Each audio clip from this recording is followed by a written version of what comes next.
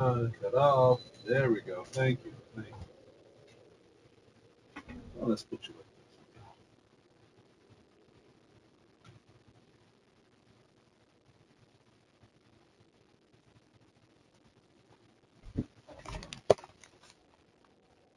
Uh,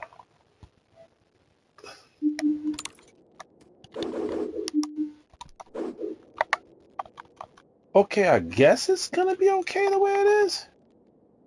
I think so. Well, I got 5 messages.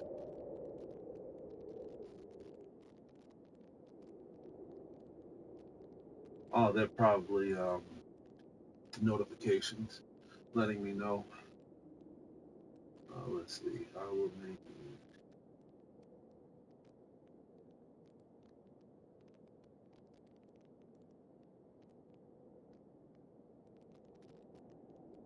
it's crazy.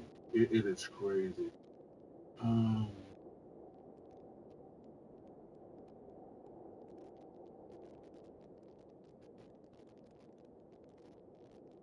$15. You tripping?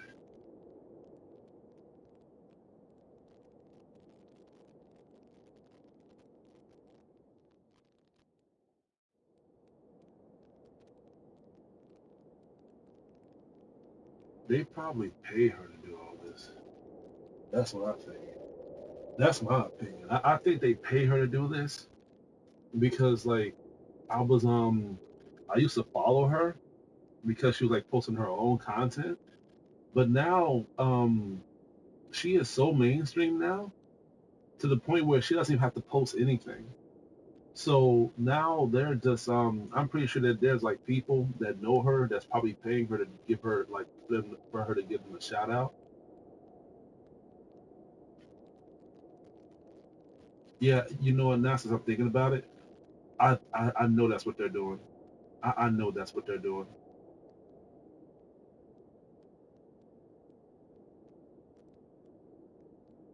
No, because she does it constantly. Like every time she posts something, it's her like shouting out another person.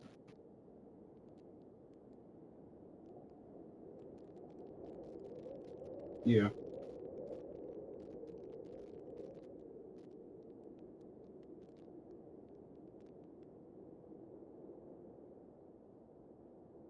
I don't want to do that because I'm not that desperate. I mean, there are days where I do wish that like I do get more like recognition, but like I don't struggle to do that.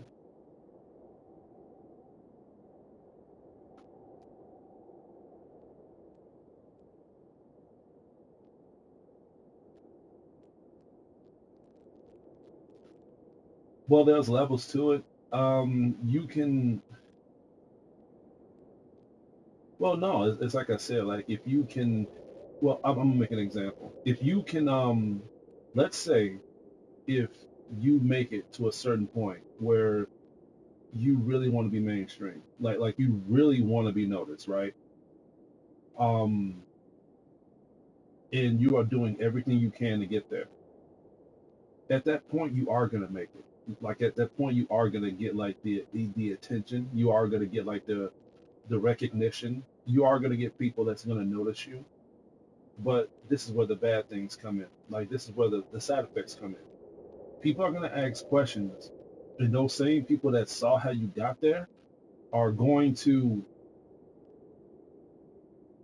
expose that. They're gonna like let people know like, hey, look, this person got to this point because of this. This person is not is you think you as you think this person is because I know how they was when they were struggling. I know how desperate they was when they were struggling. And above all, I know how unloyal and unfaithful they was when they were struggling. And then that's when like people are gonna start exposing you a lot, and then you're gonna have a lot of low key people that's gonna like saying that you've done this and you've done all these things or whatever. So you have to pay attention to all this stuff. Like there's a lot of mainstream people that is beginning to lose that edge, or they have lost that edge because of this. That's why I don't even try to be that deep into it. I try to like if I know I'm not getting the recognition, I try to understand why I'm not getting the recognition, and I try to approach it a way where I just try harder, and if I'm trying too hard, then that's why I take a break.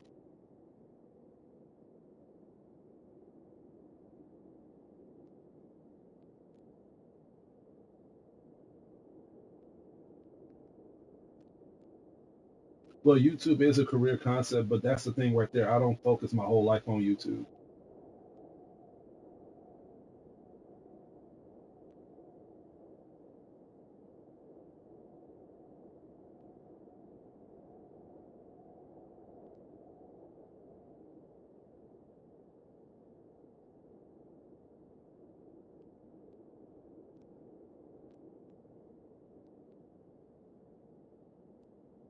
I got my reviews done, by the way. Two of them.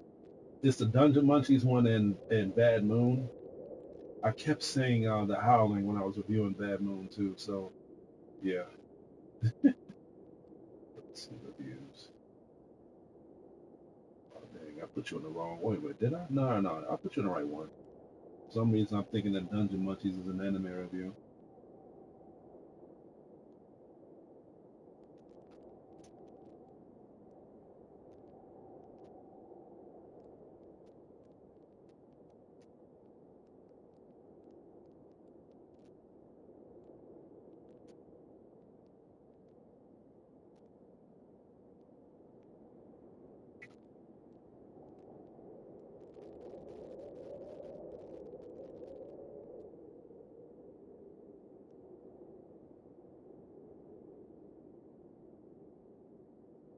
I love my thumbnails.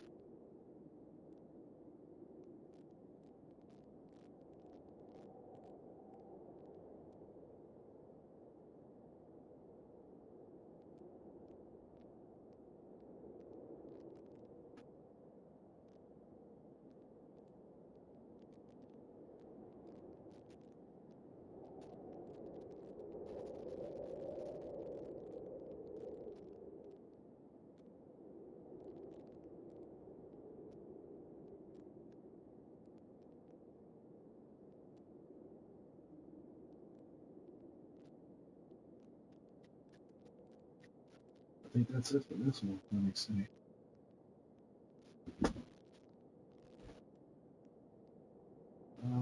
Sound effect.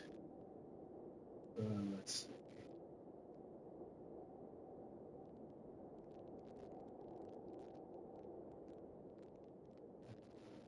I'm gonna do the Bad Moon first because I put a lot of time on this one. So I want to get this one out of the way real quick. Get this one out of the way. So, and then Dungeon Munchies can wait. Dungeon Munchies can definitely wait. Okay. Sound effect. Okay, let me go ahead and tell you guys up. Got you in the charger.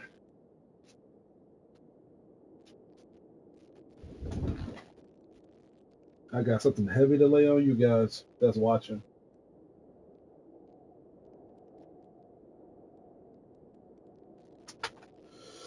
Oh man.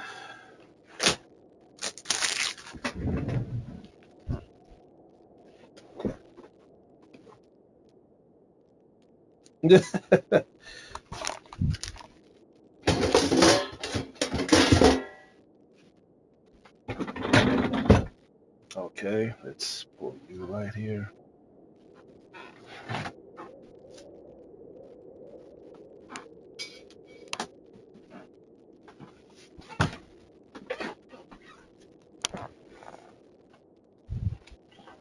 Oh, I know I was forgetting something.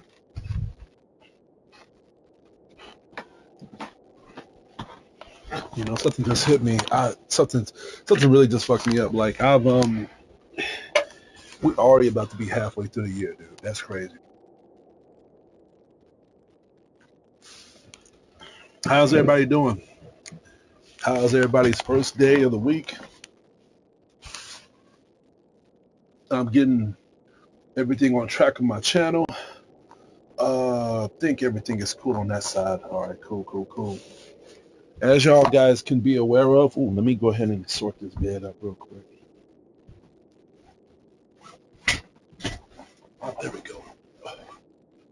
Every 2 or 3 weeks, I gotta do this. I have these straps on my bed to prevent the mattress from falling out off. It helps, especially if you got company. But anyway, yeah, this is my last stream of Dungeon Munchies. So I'm gonna be ending this by getting this last trophy out of the way and aiming for platinum and showing y'all my build. I hope y'all been enjoying the stream too. And I've gotten far enough. I've gotten past a lot of shit, like a lot of shit on the hardest mode. But right now I'm playing this on Apprentice, which is the easiest mode, because I'm trying to beat chapter 1 without dying. I was about to say, why is it so quiet? Right now I'm doing an a necromancer build,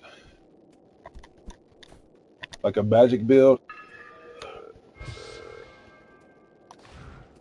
How's my wife? Oh, Sabrina's cool. She's still asleep though.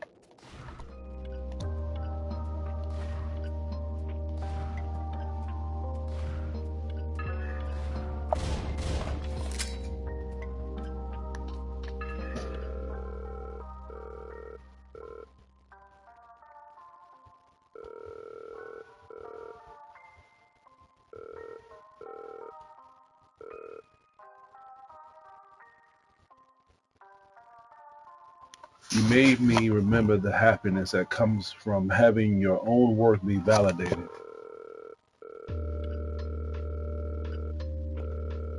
Yeah, I'm done with those reviews. I'm done with Bad Moon, and I'm done with this. So I'm gonna be adding Bad Moon tomorrow. When I get ready for work, if I go to work, if I go to work tomorrow, I'm gonna be looking at this too. Analog. I heard this is a one of those incest animes, but that was a gift, so I have to watch it. So yeah, I be getting all types of weird shit.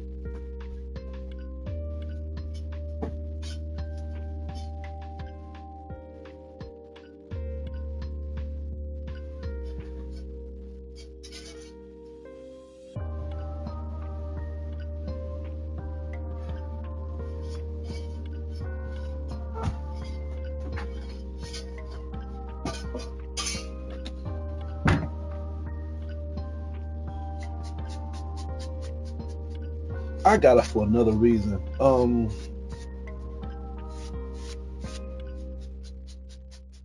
I hate it when that happens. When you forget the reason why you did what you did. Let's see. It's all food up, so it'll come to me. There we go. Oh yeah, so now I remember what I got up for my pick. I just need to find. Oh, it's right here. No, so it was like one of my streams where I talked about one of my short videos that I've done, and my short video was me like exposing one of my late friends that I was cool with, and they just ghosted me for no damn reason because of a misunderstanding.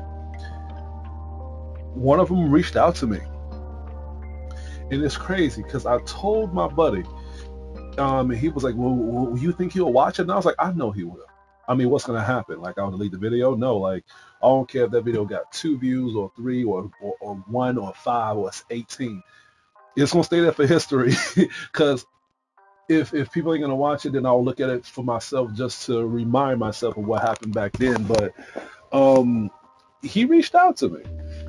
And he actually threatened me. He threatened to press charges. He told me if I don't stop this or whatever, and if you don't take the video down, I'm going to take legal action. And I told him, do what you got to do.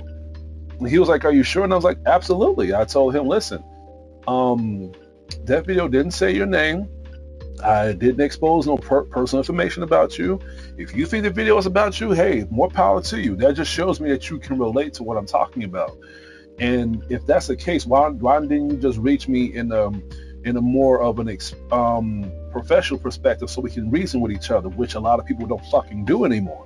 People like to talk, but people don't like to socialize, is what I'm essentially saying. So I told them, hey, look, if you want to do this, that's fine. But you're going to be losing a lot of money because you don't really have no proof that this is about you. Just your emotions is playing with you. Which the video, you know what I'm saying? So he didn't respond back. He let the whole thing go though. I've one of my buddies that knows him that he doesn't know that I know told me that he just talked to him and just told him that he's just gonna forget about it, and he just wishes that I don't exist. And I told him, well, you know what, um, it's whatever. You know what I'm saying? How do I feel about it? Oh, I feel great. When I get back at people, I'm not gonna sit here and tell you that it's a bad feeling. No, it's relieving. I love that type of shit. Just leave people the fuck alone. You know what I'm saying? And I keep saying this. I'm gonna keep saying it. I feel like people have every right to get back at you of how kindness they was to you, and you're really, really disrespecting that shit. If people be cool with you, because being cool with people is way harder than being an asshole to people these days. And if a person is taking their time to understand you, to really like have a bond with you, and above all to connect with you in emotional and a physical way, and you just brushing them off and just trying to like fuck with their emotions, they have every single right to get back at your ass. They have every single right.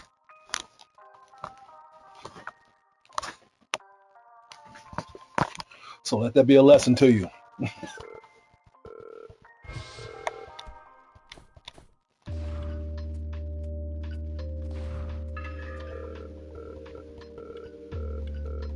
Well, what is the definition of that? I mean, you said that you need to find peace in your life. What is the definition of that? Closure, right? Well, this is closure. Closure doesn't have to be good in all angles because there's no such thing. What makes sense is what satisfies you. And it's like I said, people can forgive, but they will never forget. There are people that came back to me and try to act like we're cool, and I've spent years trying to get over the shit that they have fucking did. You don't know, like people just don't run away from that shit because your personal feelings won't let that shit go. And for you to say you need to find peace, how do you do that? He deleted the chat. See, I hate people that do that shit. You're gonna tell people like me, like I need to move on. I need to like, but how do you do that though? If you're gonna give me the road, how am I supposed to like operate this road without you giving me the GPS to get there? It's like if you go to a doctor of a sickness and the doctor just tell you, well, you'll be all right. No, like give me the emotional medication for me to know what I'm doing. It's so easy for people to just say that shit. If if that would help people by you just saying that, then everybody will be a professional therapist. People like that are really having a big problem. They just exactly. I think people like that are like that. I think either it's like one or the other. Either one, they're probably the way how I am, and they just let things get over their heads or whatever without even fucking thinking about how fucked up life is. So therefore, they keep getting hurt, or they're probably part of the people that I'm exposing.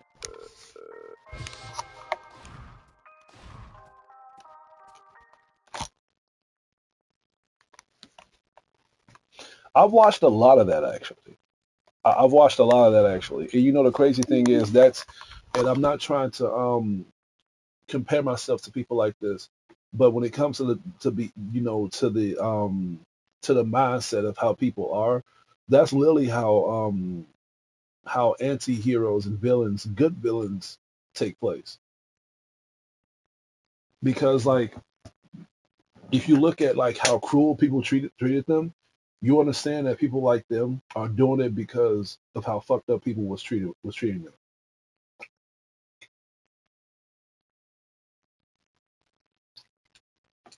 I made a character like that actually. I made a character named Roy Altman on this novel that I made in 2018 called Orchestra. It's about like this this government military group that did things to cover up the government's mistakes when it comes to like UFO exposure or um, activity when it comes to the Illuminati and stuff like that. It was actually a pretty good story. But each of these people that was into this government army registry, they all had a dark past, and Roy Oman was one of them. and his history was pretty fucked up. He was like he had like a very bad family.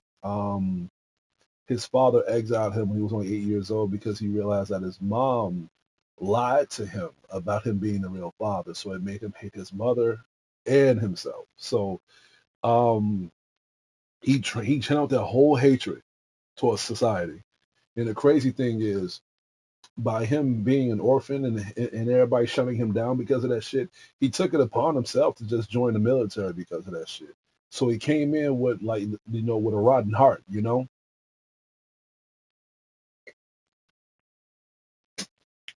Yeah, and he was lied to as a kid. He was lied to as a kid. So I made it to the point where I made like even though all these characters are human, but I made every character have like a an abnormal effect to them. Like Roy Oldman, by him being lied to his father and his mother about that, by him not being the real parents. Well, his mom was.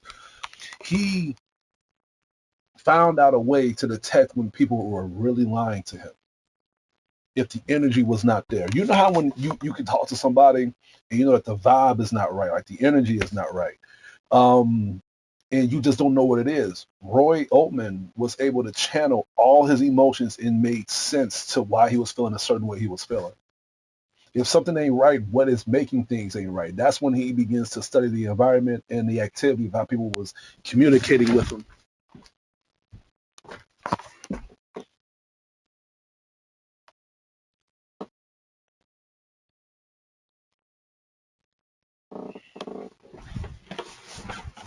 Let me look at your comment. Um, yeah, yeah, that's the one I did. Yeah, the one with the dude that yeah that was that story. But he came back on Shinjuku Beacon though. He was summoned back.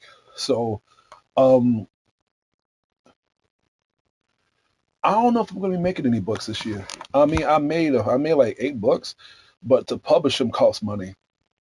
My marriage is my marriage has been holding me up. No, but a lot of like there are good characters that people love, but I feel like the best characters are the ones that you can relate to when it comes to like dealing with the negative ways of how the society is. Well, I'll make an example. Look at the yin and yang of characters from anime. We have Goku and Vegeta, but why is Vegeta loved so much? Because Vegeta is more human than Goku. Goku is a kind aspect of the generation, but Vegeta struggles way more than Goku to achieve what he needs. And that's literally us. And by that, Vegeta is way more flawed than Goku, but it's necessary flaws. Vegeta fails a lot because he doesn't really think properly when it comes to his balancing of his character. That's why he fucks up a lot. And once he overcomes that flaw, he gets too cocky.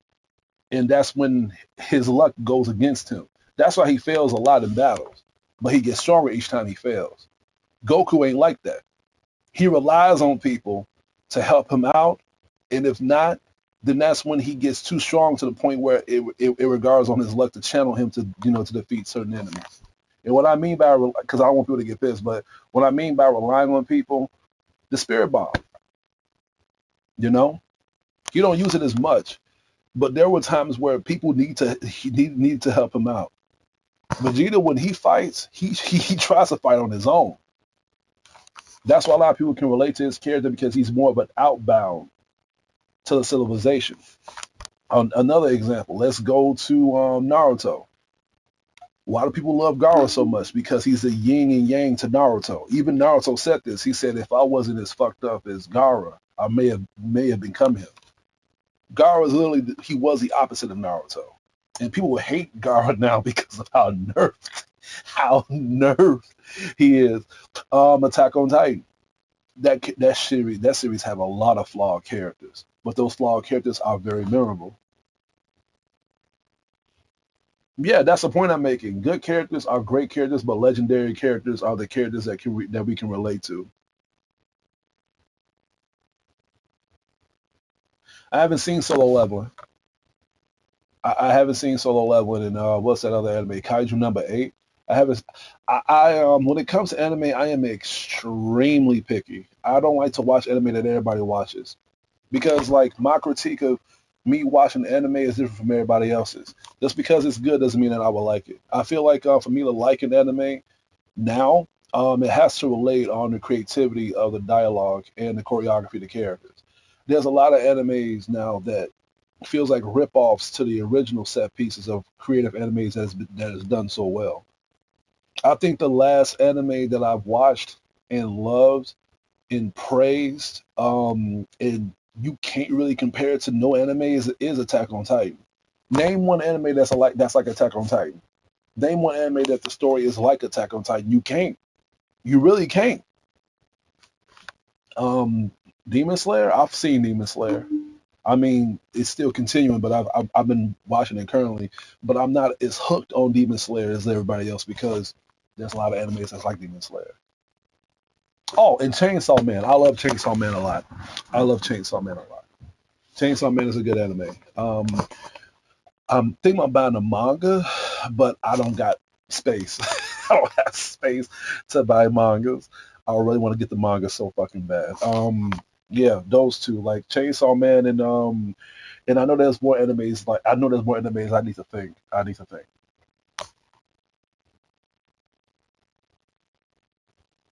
Well, I'm not saying they're bad. I'm not saying that the animes that are like adaptation ripoffs is bad. It's just you can't say that they are like masterpieces if that piece was already been mastered.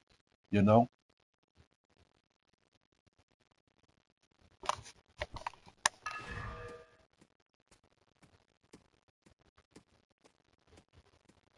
should I switch builds? Well, let's see. Let's see what happens. I'm playing this on the easy mode, so I shouldn't have to worry. But we'll see. I think I should be okay. I think I should be okay. Even though if I'm playing this on the easiest mode, I just don't want to die. I need to get past the first chapter without dying, but we'll see what happens.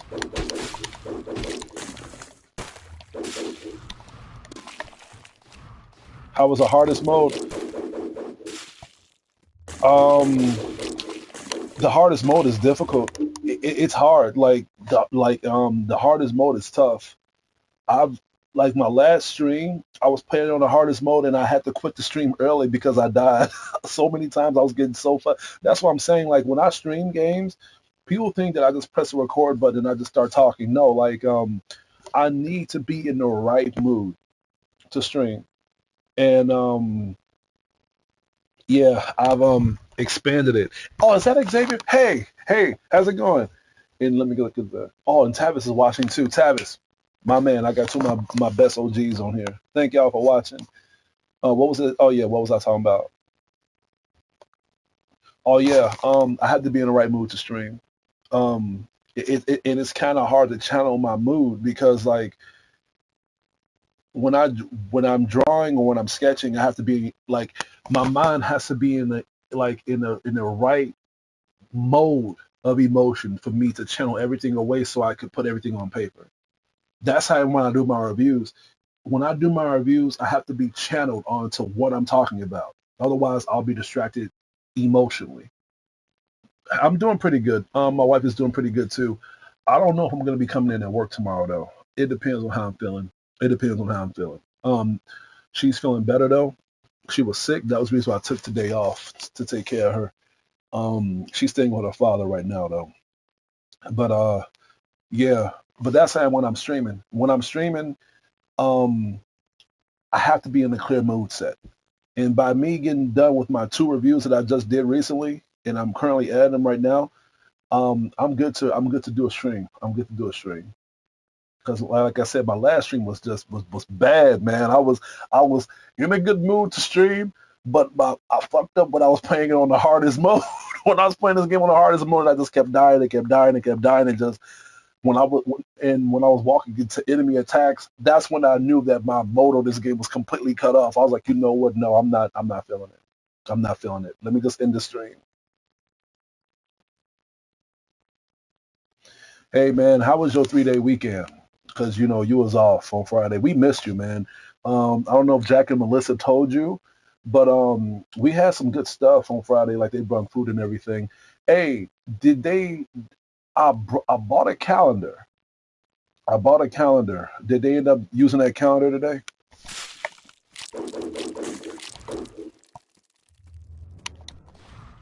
You want to see my build? Um, well, this is my mage build.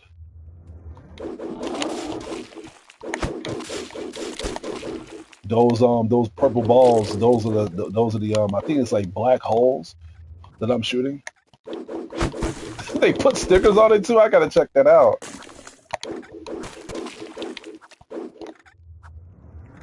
Man, I remember this level was so fucking hard. This level was pissing me off. But let me show y'all my build. Um, these was all the ingredients. These builds took me 2 hours for me to make. But and then these are the buffs that you use, like the cooking ingredients that you use for your character, so they can withstand these attacks and stuff like that. So these are my builds. This is like if I want to like fight far range. So this is my mage build. I have like a scythe that can shoot like the black holes and stuff, and I have it to where it can shoot so much, and I can recharge so quickly. This I'm thinking about switching to this one, the daggers. I just like short blades, bro, and I have it to where I can use a shield, and each time I attack 15 times, I automatically heal. That's one of my favorite ones, but this one is my poison build. This is my poison build, but I'm actually liking the mage build right now.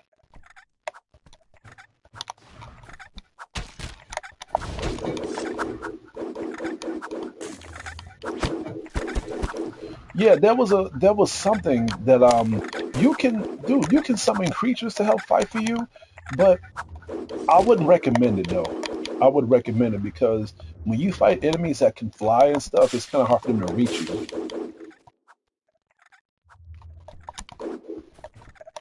Yeah, yeah, yeah, you do. Xavier, last time you watched me play this game, I was doing bad when it comes to the platform of it. You see how much I've improved? I said that, and right that I fell on some spikes.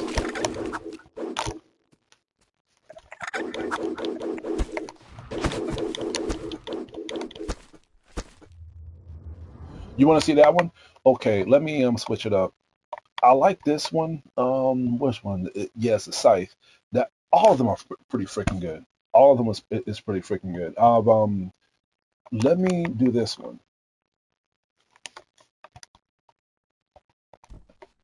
I like this build because I like it to where like when I attack enemies, I have it to where like it has like this sickness, like this sort of type of virus that infects these enemies, and once they die, the sickness transitions onto another enemy, and it happens so quick to the point where everybody just dies. I'm gonna show you. I'm gonna attack one enemy and then watch everybody just be obliterated. Oh, and then I got like scorpions too. Like I got like these scorpions. They just follow me everywhere I go. Yeah, it's my poison build. That's why I got scorpions because of venom.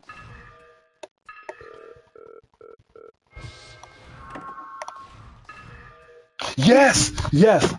I've I've seen it. I've seen it. I've seen it. I've seen it. I seen it last night. That's the pro. Like that was a movie that my wife seen it at, and like we got sick. We've seen it. It's right here. I got it right here. This movie was freaking good. This movie was crazy.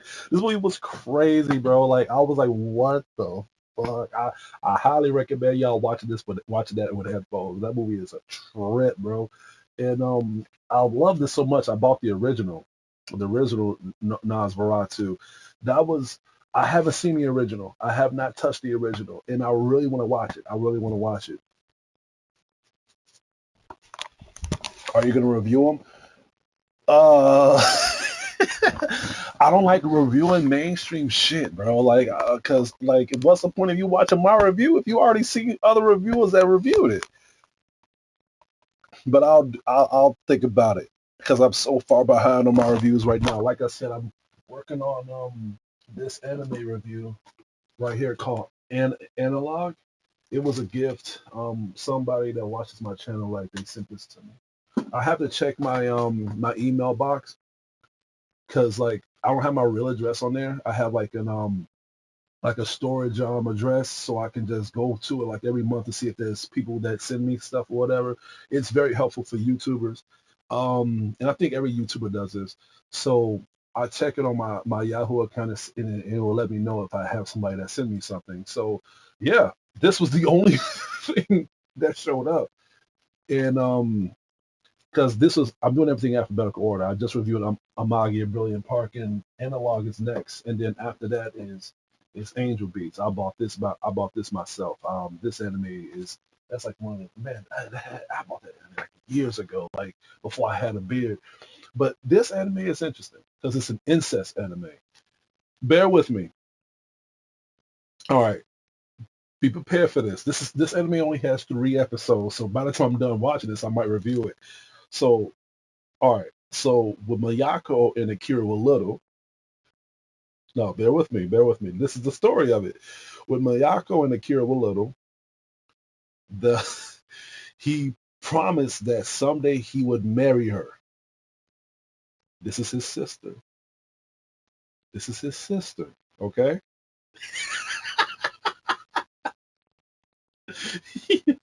Which sounds sweet, but since he's her younger brother, it's never going to happen. Except now they are both in their teens, and Mayako still can't get that memory out of her head. So I looked at more information about this anime, and here's the thing: I don't fuck with incest animes, but at the same time, I don't mind it. I feel like animes like this that knows what it has to come in a way where we can look at it in a way where it's like, okay, they have this, so let's see how things turn out. You know what I'm saying? Like a lot of projects do this, and even though it's not right, the story is still cool. Like Game of Thrones, or even though I bashed so much on Angel Sanctuary, but that's because they focus on the incest alone, you know? But what makes this one interesting, analog, is the fact that even though the brother is saying this, the sister's trying to get away from it, but I'm hearing that she's actually having fetishes herself. So they're both not innocent. So that's why I want to watch it to see how this whole thing gonna turn out or whatever. And not only that, but it was a gift, so I have to watch it regardless. And I think the person who sent me this probably see my Ancient Sanctuary review. So I don't know if he's watching the stream, but if you are, hey, thank you. Thank you for sending me that. Normally I put those shout outs when I do my review. But let me show y'all how this whole thing is going to work, this build. So they're showing you how these things get mutated. Look at all that.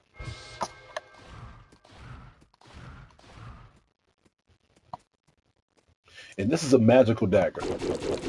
And look at all that. That's nasty.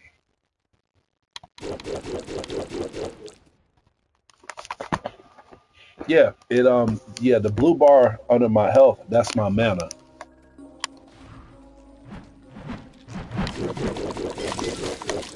See, just draining them, dude. Just draining them. I'm gonna hit them once, and then I'll just, yeah, we'll just let it go from there.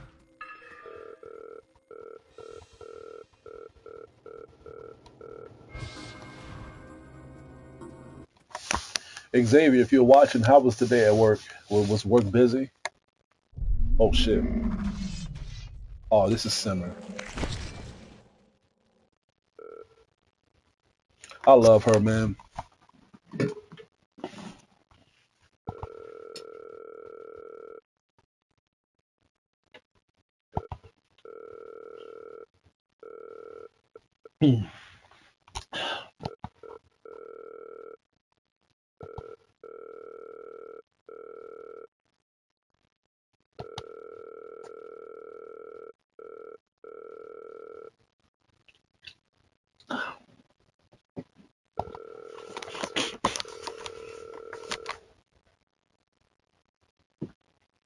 Yeah, I'm looking at my laptop. It froze on this side. If y'all having some video issues, let me know.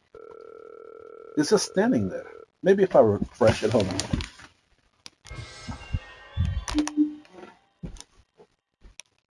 Yeah, it's just standing there.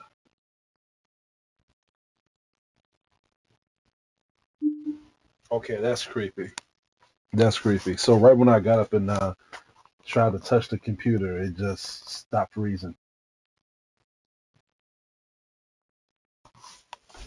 I don't fuck with that, man. I don't fuck with that at all, dude. Yeah, dude, I believe in that shit. Like I believe in ghosts and shit, dude. I'm still looking. I'm still looking. I'm trying to make sure. I'm not playing a scary game right now, but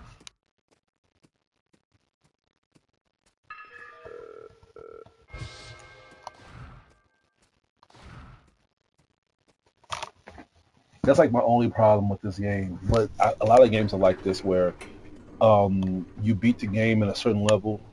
They got New Game Plus, but only in that certain level. So if you want to unlock New Game Plus for the hardest difficulty, you got to play it on the hardest difficulty in New Game first. Fuck.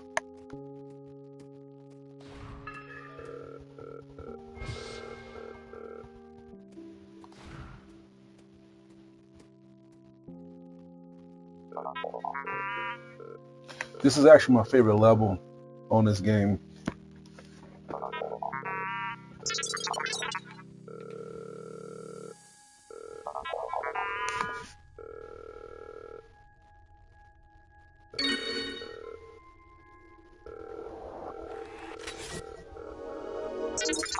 I already seen all this, so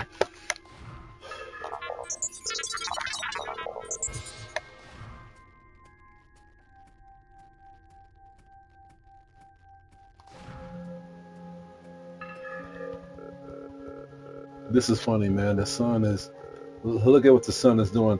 There's this part of this game I gotta show y'all too. That, like yeah, the sun is flicking you off, man. That's funny. Now, there's a part in this game where like some guy left his laptop on and it had a website on there. I'm gonna show y'all. And Tavis, how you doing, man? I hope everything well with you and the wife. I still haven't watched your video yet currently, but I will get to it. If I'm off tomorrow, I will be watching it. And this dude is giving me Diablo feels.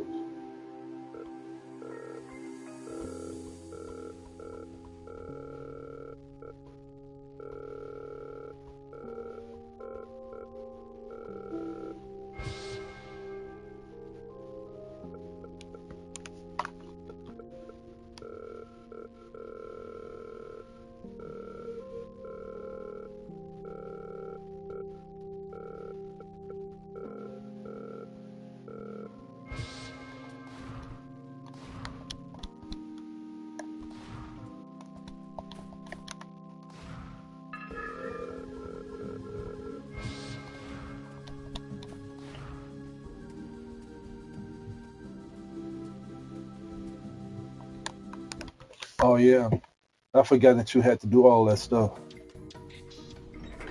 Was that what you was doing this weekend as well? Man, packing sucks, dude. Packing sucks, man.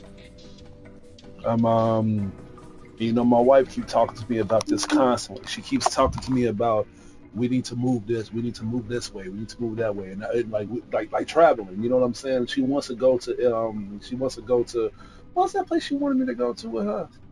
Was it she wanted to go to Egypt? Yeah, it was she wanted to go to Egypt. I'm like she played too many fucking Assassin's Creed games. The last game I let her borrow Origins, and all of a sudden she wanted to go to Egypt, and I looked at her like why? Why Egypt? She was like, it looks good. And I was like, it looks good because you was playing Origins with them fucking pyramids. But no, but she was like, yeah, if we pack, you got a lot of stuff to pack up. And I told her, look, we ain't no. That's the thing. We can visit Egypt, but we ain't moving there. Why the fuck would I want to go to Egypt? Not that it's a bad area, but it's like, what? Why? Like, you know what I'm saying? Like, I'd rather go to the Bahamas than go to Egypt. But like, nah, I told her that if I'm gonna live there, nah, fuck all that. I got too much stuff in my room. Jesus Christ.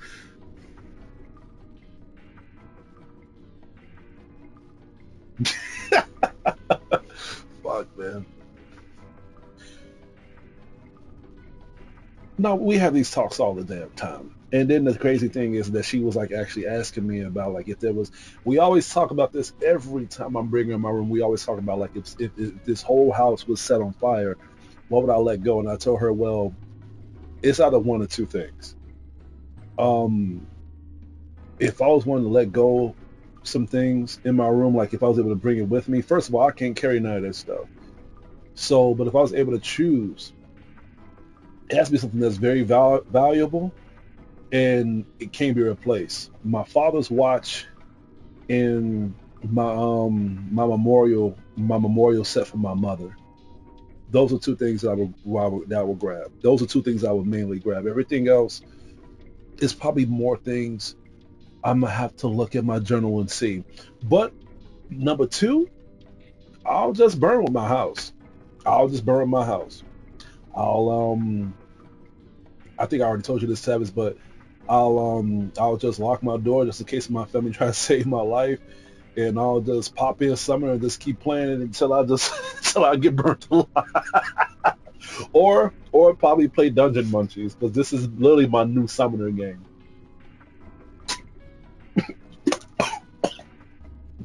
Speaking of summoner, I need to finish that. Yeah, get a platinum on that game. Oh man.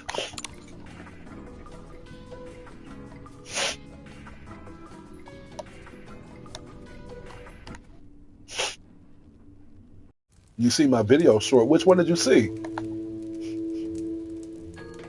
Oh, this is my part. This is my favorite part of the game.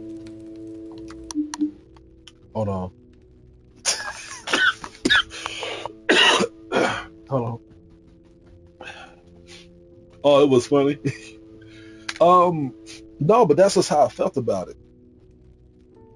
I've seen Snow White. It was a terrible movie.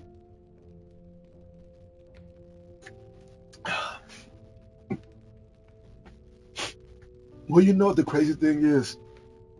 I'm human. You know what I'm saying? And even though there are a lot of things that I agree with that people may have an issue with and they agree with as well, but there are things that I like that people hate. Like for example, I'll show y'all something.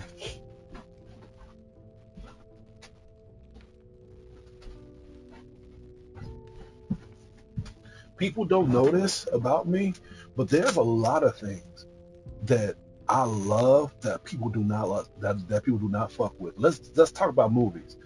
Um, Scary movies actually. Now everybody dogged this movie a lot. Let me see. Yeah, this movie right here, The Devil Inside. This movie scared the shit out of me, and everybody thought it was a piece of shit. Everybody didn't like it. Everybody like if you go on Rotten Tomatoes, I think they gave it like a two or something. You know, and critics is bashing it to the wind. But here's the thing: horror is subjective. It's like what does scare you. And with me, horror movies, you have to be on a point for me to be terrified. I just don't like it when things are relating to real life activity. You know, like clowns is too stupid. Clowns is too fictionalized.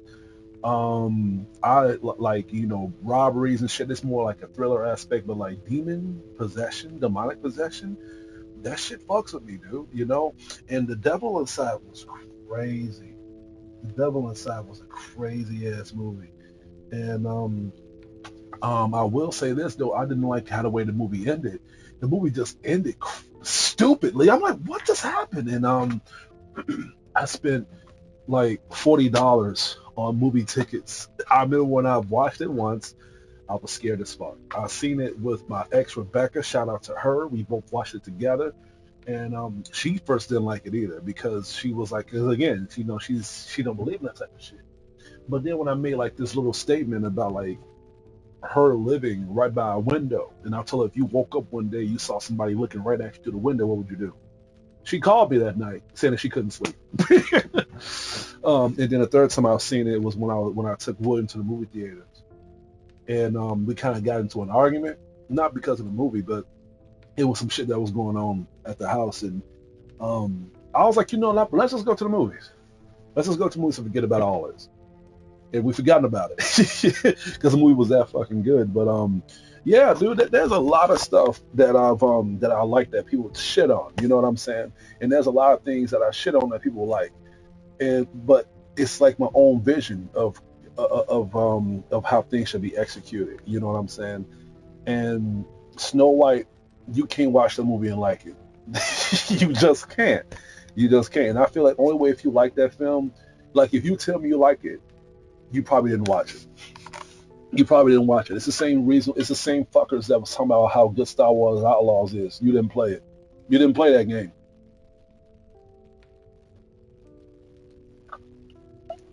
You didn't play it. Mm-mm. It's like when you date a woman and you know how fucked up her mindset is and how fucked up she is physically, and you know motherfuckers that will say, "Oh well, she seems pretty cool." You didn't date her. You didn't date her. Or you dealing with an abusive father. Oh well, he's a nice guy. You didn't live with him though. You're not. You know that's not your father. You didn't play Outlaws. You didn't. You didn't. You wasn't in that life. You know. Anyway, back to something more better than Outlaws. I love this part in this game.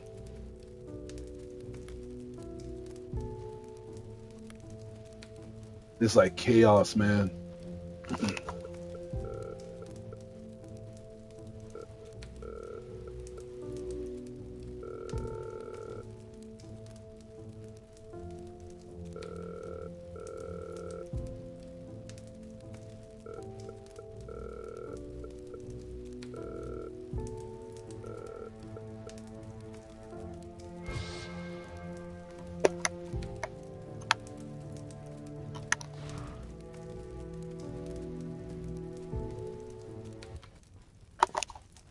Oh, she looks like that because she's not human. She's a ghost, and she was like in a clay shell.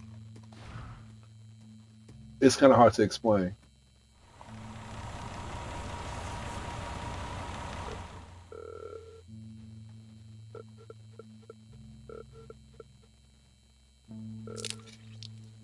Yeah.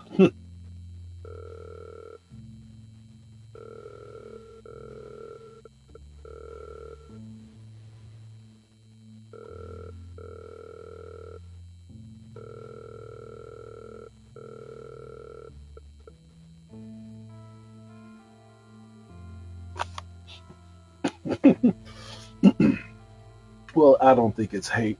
I just think it's the truth. Um, when you love something, is when you express certain things about like fictionized emotions of why you love it so much without expressing the things that has flaws.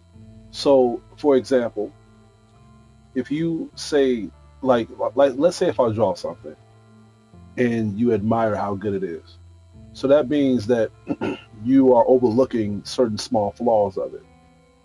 So that's where the fictionized emotions come in. You're not being completely honest of what's really the big picture.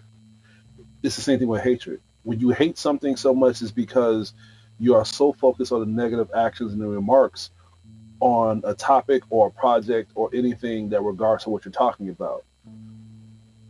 Star Wars Outlaws, if people don't like it, they're being honest. And that's the reason why I didn't give that game an F. If I hated that game, I would have given it an F. I would have given it an F. I was completely honest with everything I was saying with that game. I post footages. It was you watching my stream when I was recording myself? I think you was. I think you was. You be on all my streams, bro. Man, if I was able to give you a medal, I would do that.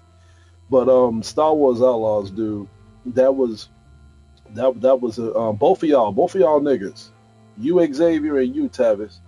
Well, Tavis, your voice was on the stream and on the review. But yeah, Star Wars Outlaws. As much as and to be fair, the hatred was consuming me to really like rip that game in half of my brain. But I had to condition myself. I had an exorcist come over my house and throw holy water all over my games because I think this room was possessed by by a transgender demon, bro. You know.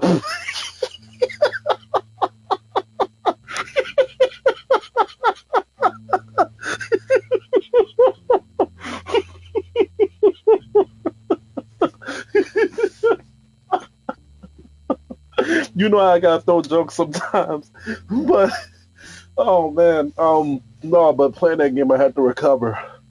I played Summoner like 1 week, and then I ended up going back to other modern games after that. But Star Wars Outlaws, man, that really did something. That really fucked me up. Am I gonna replay it? You gonna have to pay me to do that. You gonna have to pay me to redo that. You're gonna have to pay me to reinstall a game because that takes some time out of my life to put that back in there, and you gotta pay me for the labor and for me to get an exorcist too. Because after that exorcist came to my house and I was like shaking and stuff, and he was like throwing holy water at me or whatever, he literally told me the game is gone, the game is done, and don't play it ever again. But if you want me to do that, well, first of all, you're a big fan of my channel. Why would you want me to go through that shit again? If you really care about me, why would you let me play a good game, bro? Why would you want me to go through that hell? Like, come on, dude. I thought you was cool with me. Why you want me to suffer?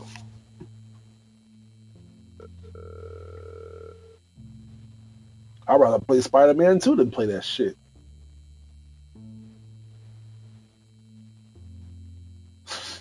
This is a good game, but the rating I'm going to give this game may surprise you.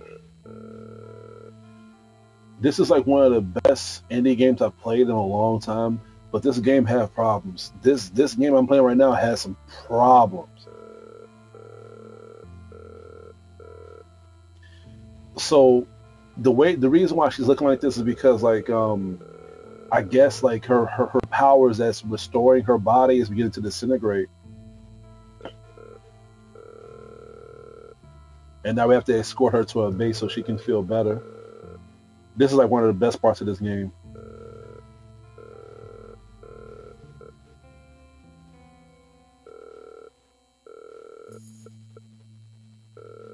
This might be a little hard because I can't die. I'm trying to get this trophy before I get platinum.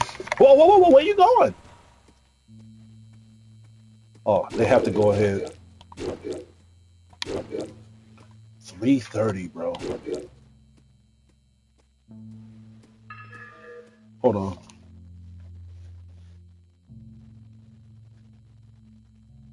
Just got a mess. It's my wife. Huh, she's watching the stream too. Hey, hey. Everybody say hi to my wife. She's watching the stream right now. Y'all be nice, okay?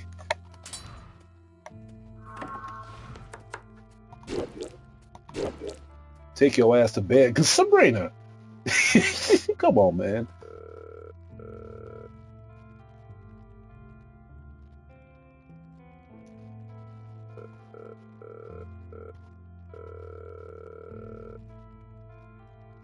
Talking about scary movies. You must have been on the stream for a minute. Yeah, I was talking about that like even like 10 minutes ago. All right, I gotta escort the truck. I gotta focus. I don't want these things to touch the car, because if that car dies, that means I die too.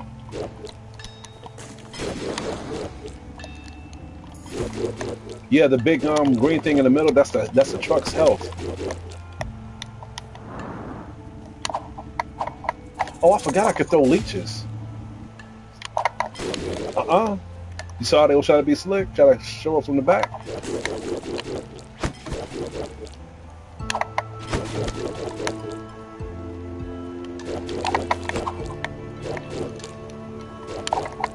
Let's throw that down now.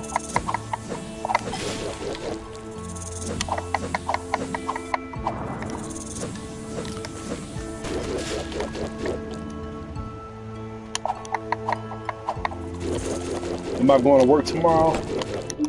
Well, that depends. Are you going to work tomorrow?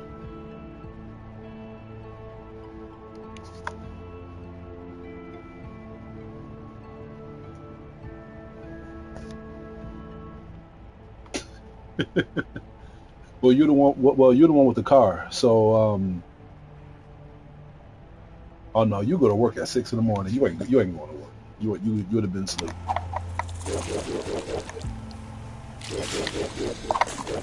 Well, come on over then.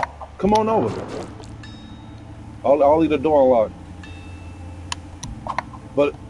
But if you feeling better, no, I forgot that you were sick. How you feeling though? Because I haven't heard from you all day. I was watching. Oh yeah, your package came in,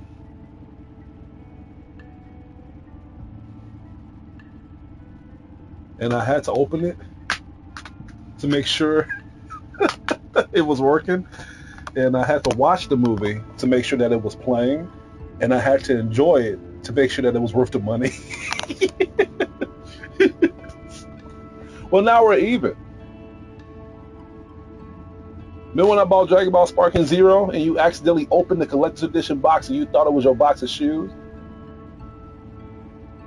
How do you open a box of shoes and think that it ain't even like a damn shoe box? Oh, we're not even gonna get into it. But no, yeah, come on and swing on by if you're feeling better.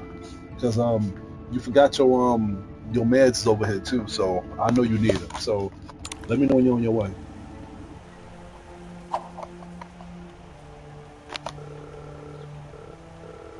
No, that's Tavis, CRG.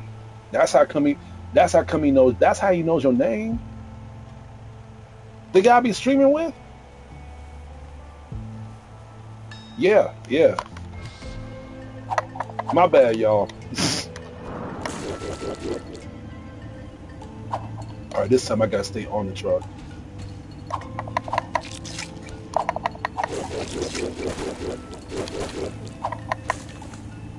Yeah, this is that game I was showing you the other day. I actually already beat the game. I'm just trying to get 100% on it. Oh, no, I gotta pay attention. I just got hit.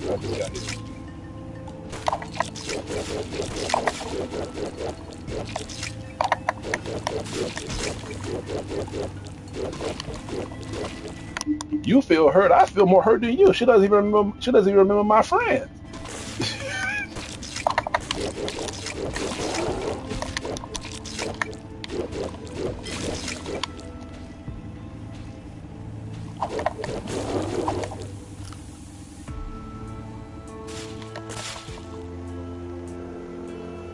I see a lot more monsters coming up ahead. I think you can lend a hand, boss.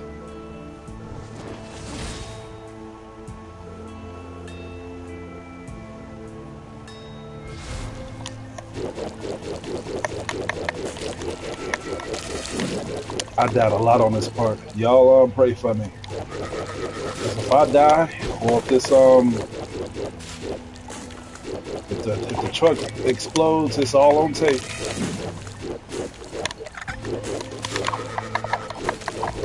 I'm just pressing every single button. I'm pressing R2, R1. Jesus Christ! And this is on the easiest mode, bro. And they still hitting like a freaking tank.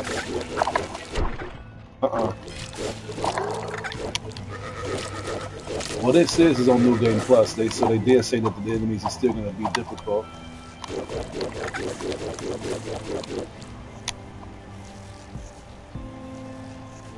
I love you too.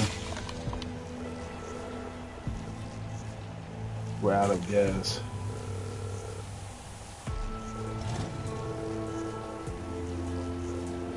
This is funny. So she's like, the truck is out of gas. So she is about to channel her energy in the engine so she can go twice as fast. So the big vine is saying, wait, you can't do that. The speed limit is posted right here. We should follow the traffic regulations. So watch this. Rules are for other people. They shouldn't matter to anyone after the collapse of the civilization. So screw the limits. Full speed ahead. Got it. Hold on to anything you can. This is going to get rough.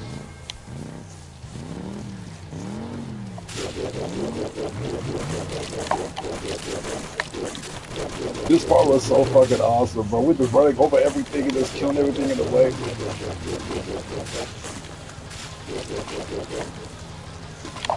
Put some leeches on these fools.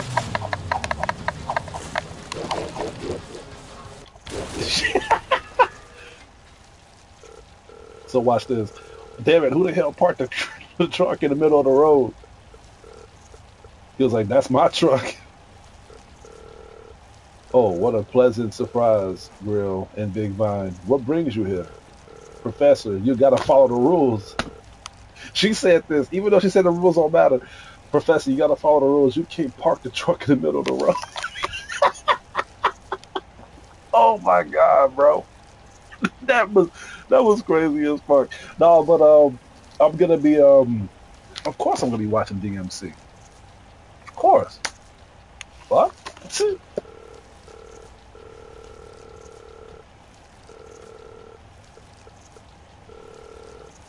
I actually had to fight Big Vine once. He was one of the first bosses of the game.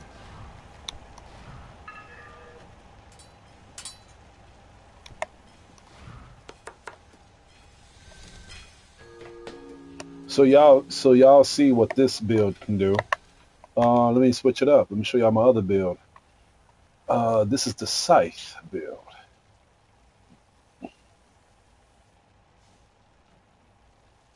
I'm gonna check it out. I'm gonna look into it.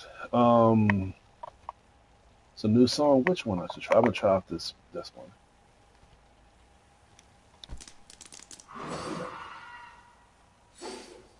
Damn, 1,777 damage. This is gonna be nasty.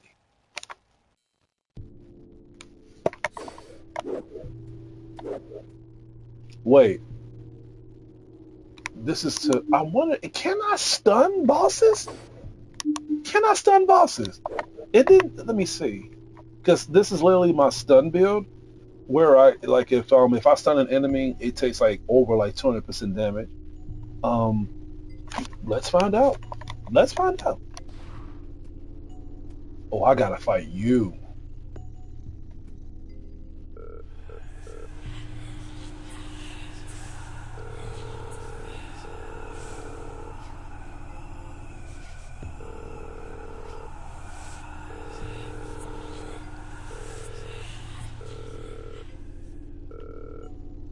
This is creepy. Yeah, I agree.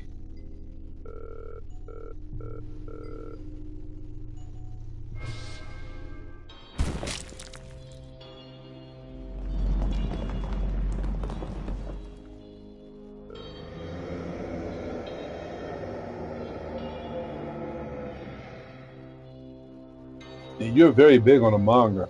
You're very big on it. You're very deep on the manga, Tavis. You know what your ass should do? Review the series. You should do that.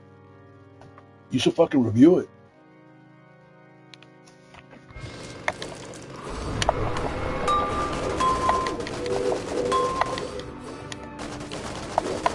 Well, the Weepers are doing their job. And I'm already on half health already with this boss. Wait a minute, is it the boss or is it my Reapers?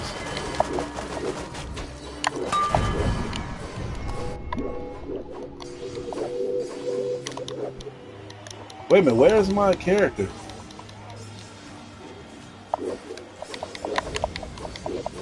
What just happened? Is y'all seeing this? What's my character?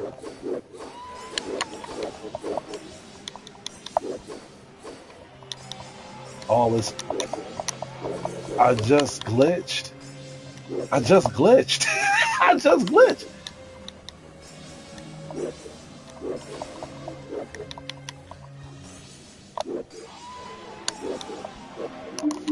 All right, so look, remember what I told y'all that this game has problems? Y'all just witnessed my problem.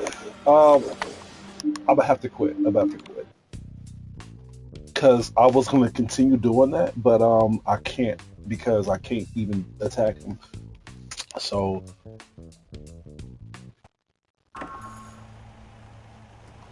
Oh, don't tell me. Okay, I was nervous. I thought I had to start this whole thing over. Okay, so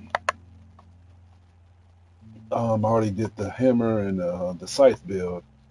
Um, let's see. This one is a bastard too, but let's do this one. I want to do this build. This motherfucker hits hard, and what I like about it too is that I have it to where it has like an automatic trigger switch. So whenever time I attack, it automatically triggers a shield. And if I block an attack correctly, it triggers like my character to pass gas, and anybody in front of the gas would like take a lot of damage. But the blade itself hits hard too. The blade itself hits hard too. Yeah, the builds on here is crazy. Why is my health low? Anyway, let's hope that glitch don't happen again. Yeah, I was attacking him too much.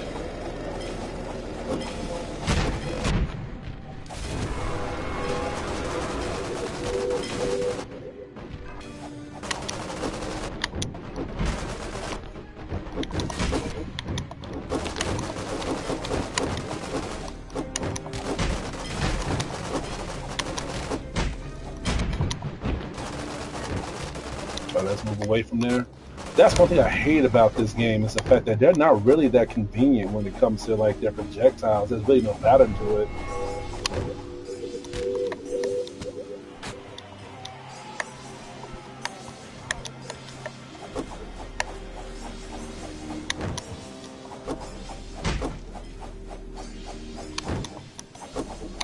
Ooh.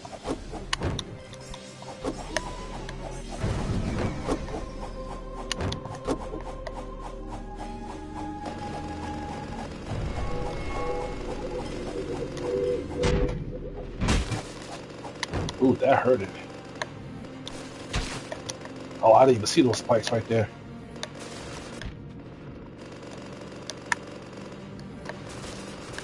Yeah, they should have it to where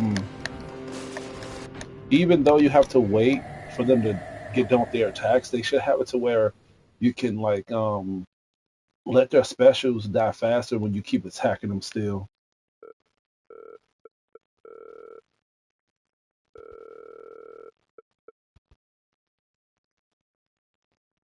Wait, was that the same banana from the beginning of the game? I think it was. That's crazy. No, in the beginning of the game, it was this nice banana that wanted me to hit him because he didn't mind it. And now, yeah, that was that same banana. Wow, that is crazy.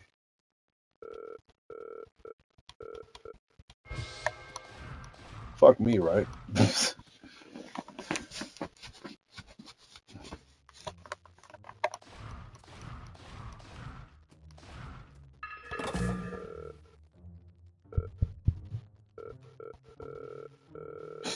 What's crazy to me is that you see that rope right behind him.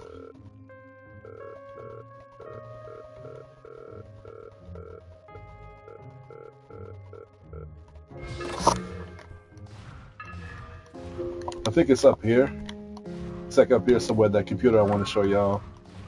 Now it's coming to me.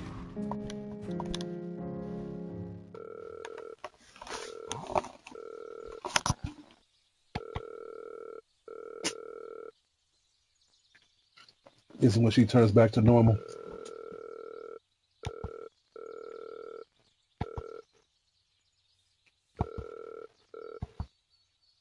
You learn something new every day.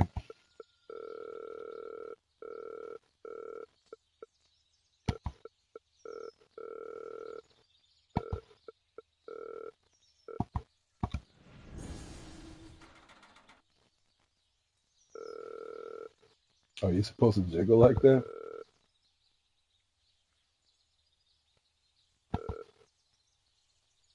The hell?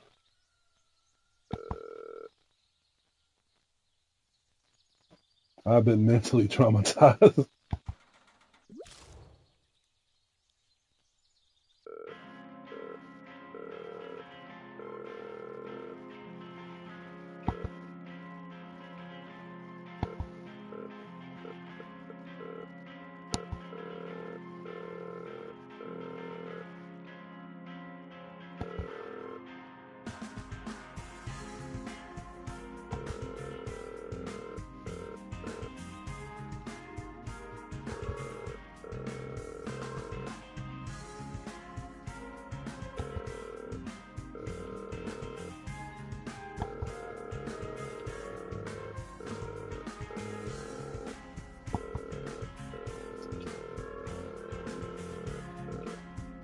Yeah, no, after the stream, that's it.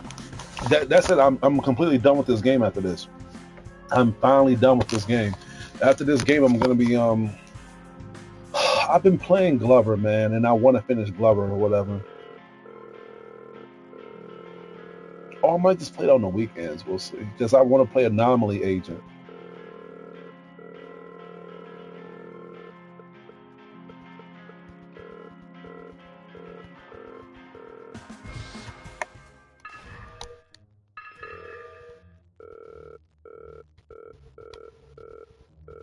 Yeah, she'll be cooking for you too. See?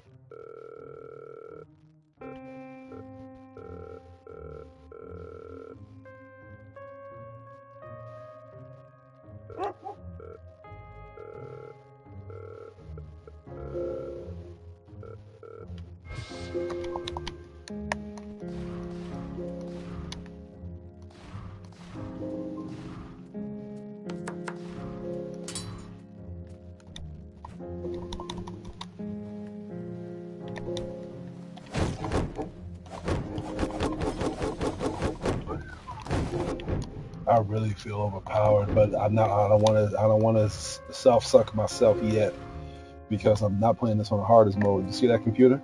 You see what it? You see what it says? Well, even if you can't see what it says, you can tell by the symbol of what it's indicating.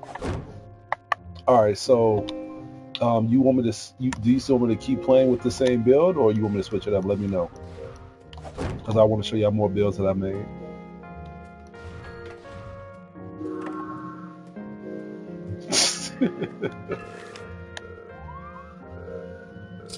That's all you got after what I said? Like that's all you got? Like what? Hey, Xavier, did you see the computer that I just showed off? What it said on the computer? This game is filled with so much like dark humor, dude. Let me know before I go too far.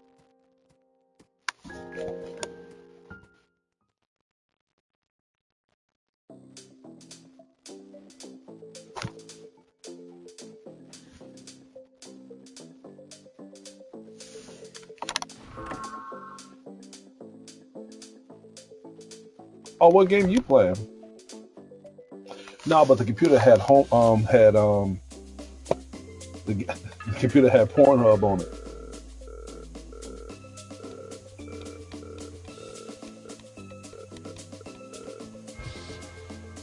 Oh, 2K.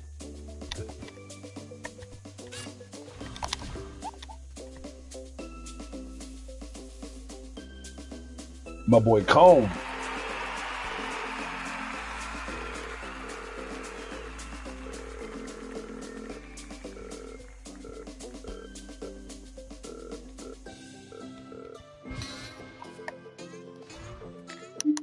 I guess I can do that. I feel so stupid because I was surprised I didn't do that already. All right, so this is Let me first show y'all the build that I have. So right now I have like the dagger and I have the shield build, and this one is basically this is all just about damage. This is all just about damage. So these are the perks that I added to it. But before I do that, let me show y'all like what the weapons can do. So let me see. This dagger, like it's called Oblivion. So by this one, it inflicts 500 damage in over 4 seconds. And as for the shield itself, I like this shield. This shield is called the Stellar Scream, and it says gain 40 shield points when raised. Shoot stars at enemies with every attack blocked. Has a 15-second cooldown after the exhaustion. So as for the buffs and perks that I have with this is my grilled shrimp. I have that with all my builds because like health is important. It's very important. So increase health by 60 points. Every 15 hits, I recover my health every 15 hits. Like it automatically just recovers. And with a dagger, by how fast it attacks, you need that shit. So I'll constantly keep getting health no matter how many times I attack. This one is a cool too. This one's a cool one too. Look at the names of the foods that I got.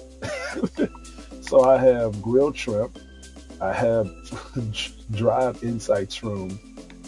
All right, fried leg tender. So, necromancies. Every melee hit inflicts a layer of deadly necromancies on the enemy. Each layer repeatedly inflicts 40 damage, max at 12 layers. I might switch this to something else though, but we'll see. We'll see. So far, I've been doing good with this. Now this one, the lab-grown crystal sugar, gain a shield of every successful dagger attack, which adds to this.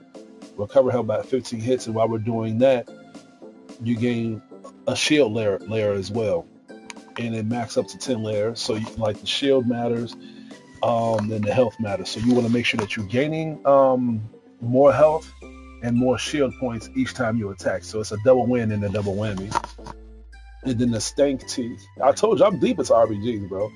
So this is the one I was talking about. So it says like after you fart while taking or blocking an attack, you inflict 100% damage or 100-point damage plus 120 primary weapon damage, which is the dagger, on enemies in the vacancy.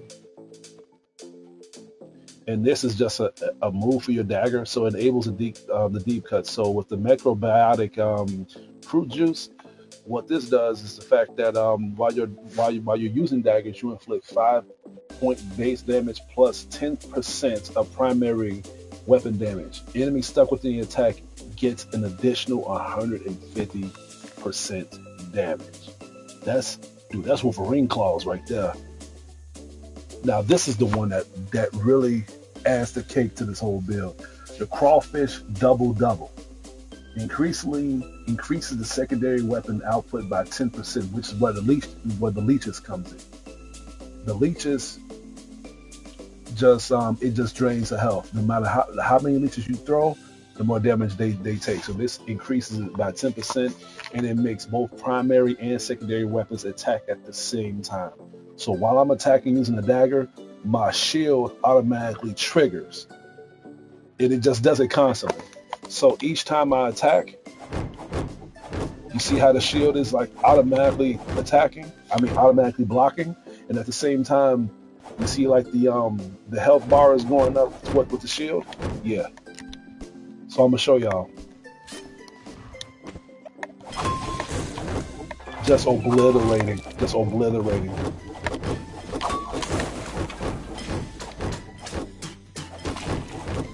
Die, watermelon.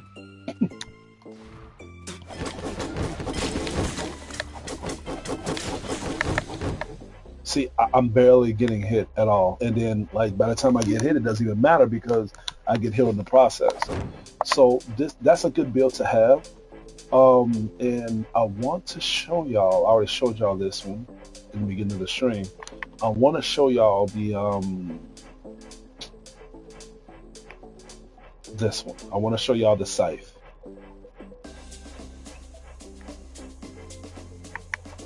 I wish you could name these builds. I wish you could name them. So this build, the weapons I have on this is the Tartarus. Summon up to 1 demon by harvesting soul shards from the dead enemies. Harvesting more soul shards can help them grow. I'm gonna show y'all a trick to that. It says you can only summon 1, but that's how deadly this Tartarus weapon is, because this demon is a fucking monster. But I'm gonna show you how y'all can summon more than just 1. And then the magical stun gun. It's just a fucking hammer. It's just a hammer. Hold to charge. Fully charged attacks stuns enemies into 1 second. 1 second is like an hour compared to how fast you'll be killing these motherfuckers. And it deals 800 max damage. Scythe summons inflicts 10% more damage. So you need a scythe to use this so it can trigger that buff. And here's the perks that I have as well. I'm gonna show y'all the perk builds.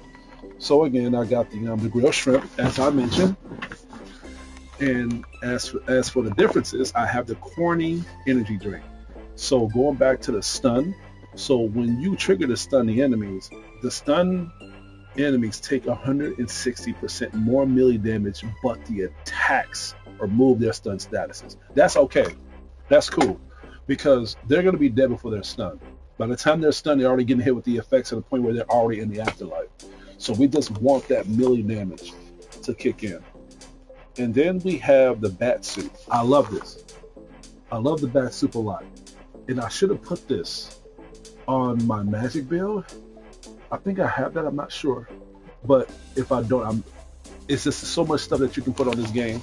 So the bat soup is it spreads is a disease character. Remember that perk I told you all about? Like if you kill an enemy with this disease, it adds it to the next person so they can be a next carrier. So it does this.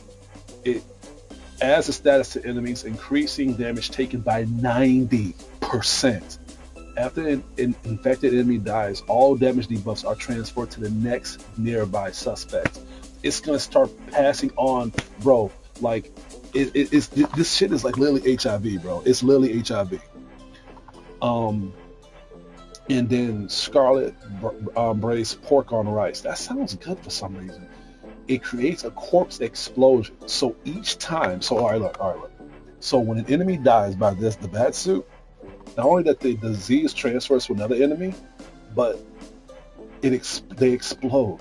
So it makes a corpse explosion when using scythes. So you need a scythe too to harvest soul shards, inflicting 70% damage of the soul value in the damage.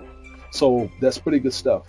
Pretty good stuff. You want to make sure that anybody that you're fighting is not standing up or not trying to respond. All right, so the pineapple pizza.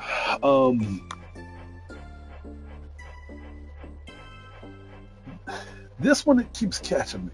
So this one says that a forbidden dish that fractures the soul when hurt while wielding a scythe. So if you're taking damage, drop soul shards worth 600% of the damage taken. So I first thought it hurted people once I was getting hurt, but I think it just increases my soul shards. It says it, but but it says other damage taken. So I think it's like comparing to how much damage you're taking gives you 600% of the soul shards that drops. I don't think I need that because I'm already maxed out on my of my stats, so I don't need to buy anything. But I do need to max out certain things as well. But we'll see. We'll see. In fact, let me see. Yeah, all this stuff is presently maxed out. So right here, the cryptid noodle soup increase max scythe summon limit by 1. So you get another summon. You get another deadly bastard. So you're increasing your chances, and your health is increased by 10% as well. And then the blood red battery suit. Like in the corpse explosions right here, with the corpse explosion, it also ignites other souls nearby, triggering the same type of reaction. So this is literally like, I think this is the most powerful build that I got. This is the most powerful build that I got. Let's put it to the test.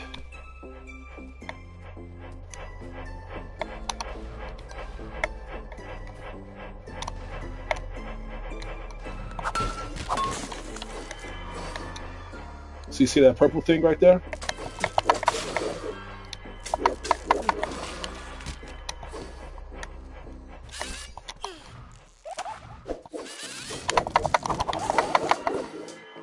You see how these get obliterated, just so obliterated. You barely even see who is attacking you.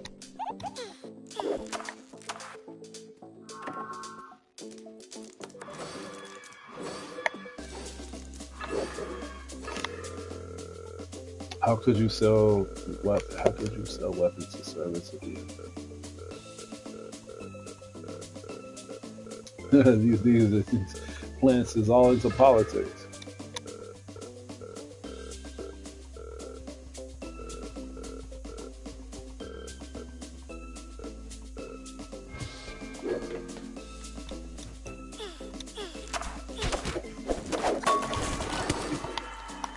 You saw how I stunned that banana? Or was it corn? It was corn, wasn't it?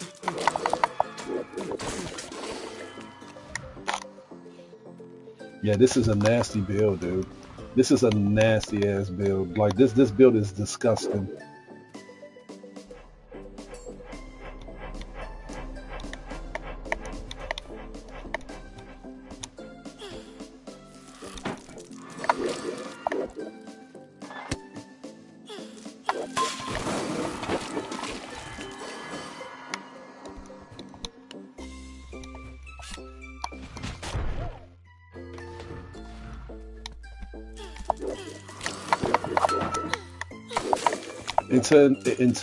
To inflict more of that stun damage, always keep your button, um, keep the trigger on hold.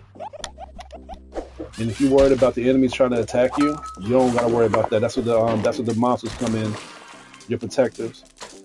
They're gonna clear that path for you before they even had a chance to see what the hell's going on. But if they're still around, that's when you release it. You release that stun weapon, that hammer, and you just put them out of their misery. Do them a favor, like they're struggling, So just put them out of their misery and just hope for the best for their sake.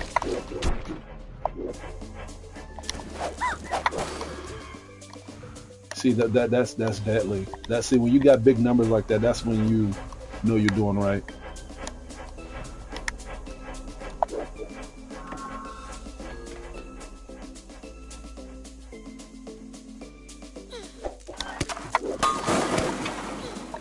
And then there were none. Look at all that.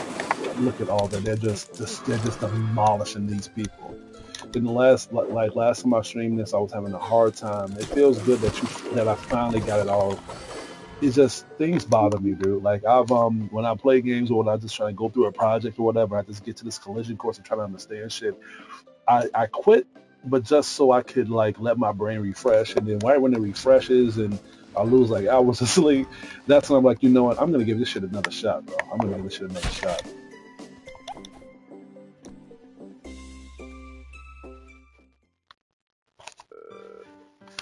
She's funny.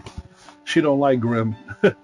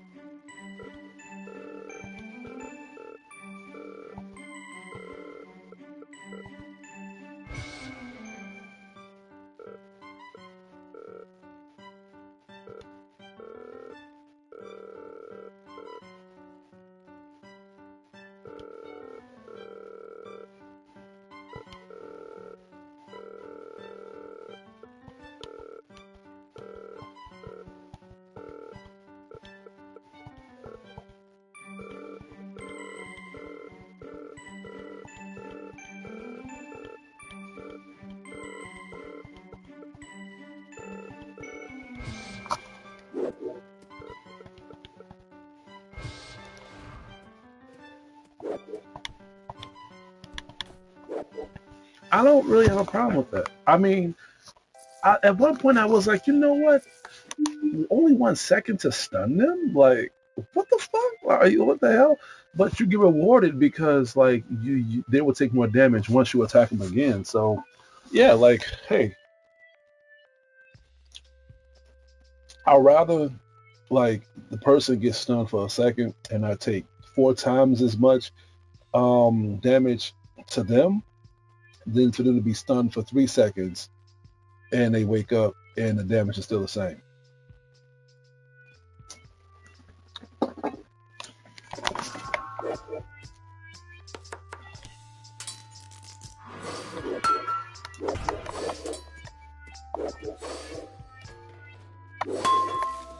15, 20. So that's how much it takes. And I like how your summons can like do like training ground stances like this and let you know how much they really can hurt enemies. Let me see if I can upgrade anything right now.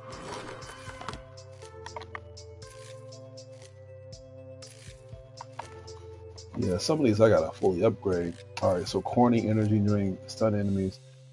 All right, so let's so if let me see.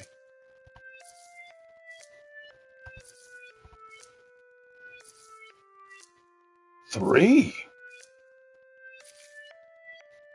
Hmm. Ooh, Lord have mercy. This is gonna be nasty. Let's see.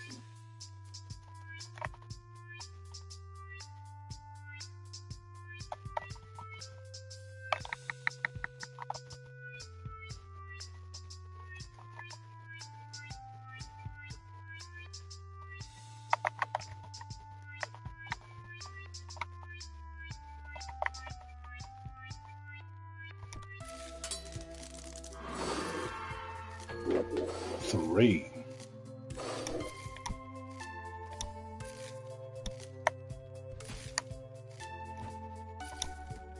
I was lucky to get that platform.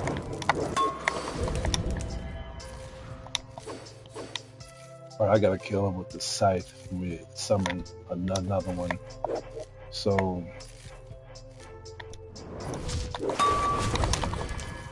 there we go.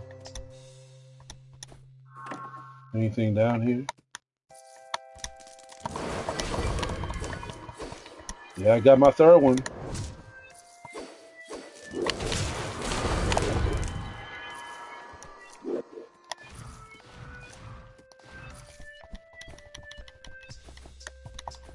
Wow, look at these dudes, man. They look like gang members. Jesus, what just happened?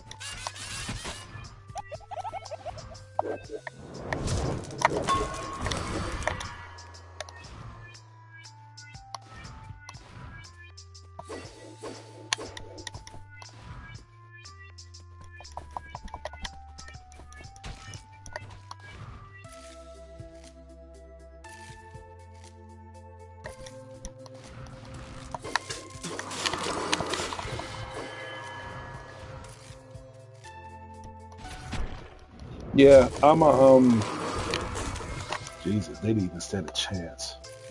No, but I might do that. Like I might do another run where I'm playing this on the hardest mode, and I might post another video like and just indicating more details about like how these builds are, because I think the best way to see how these builds is gonna work.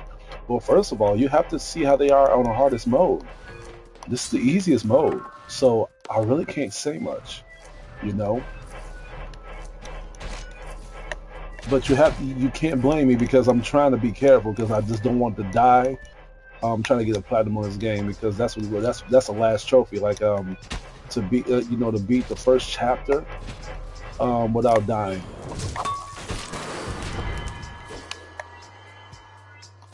Unless I could just zoom past that.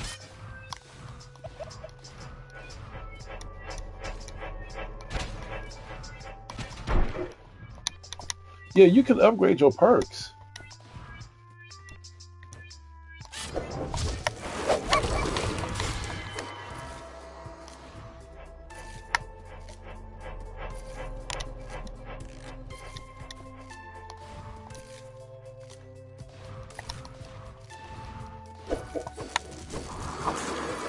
Jesus. This is not fair, dude.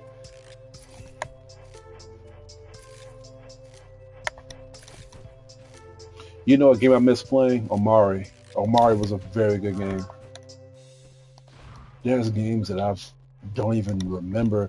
Like there's games that I forgot that I reviewed.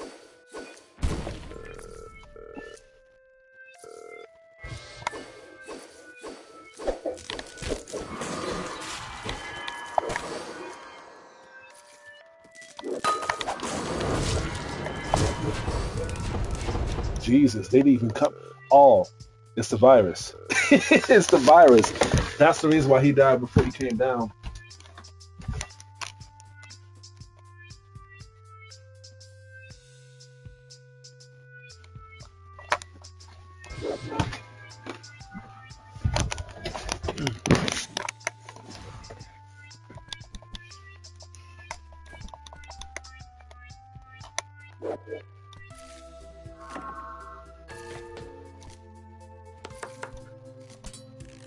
Yeah, I'm gonna fight one more boss, and then I'm gonna show you my other build.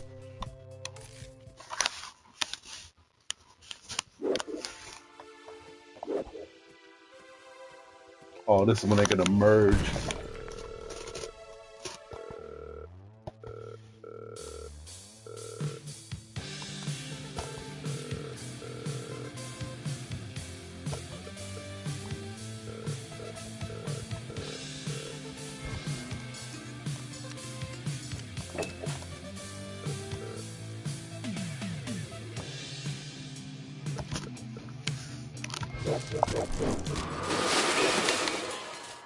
Jesus, that was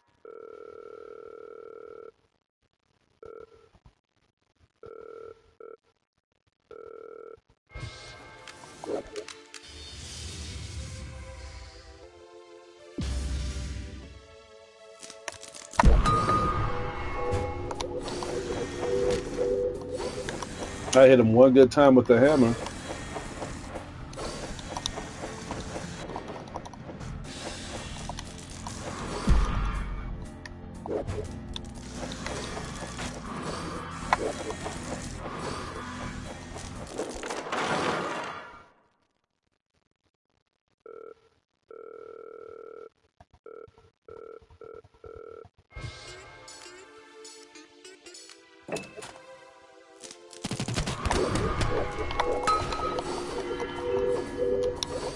And these Reapers, bro, they are ready.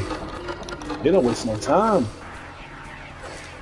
Oh, I like how they got spikes on the walls too, just in case I want to climb onto them.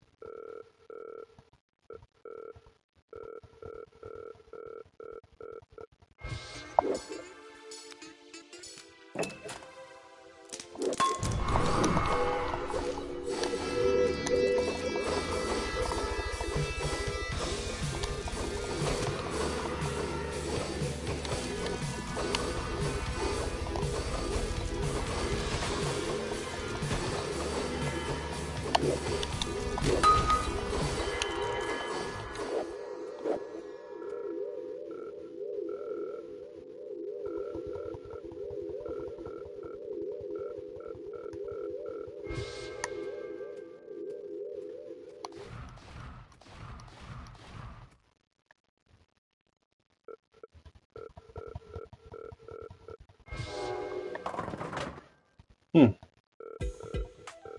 I like him. Lick spittle.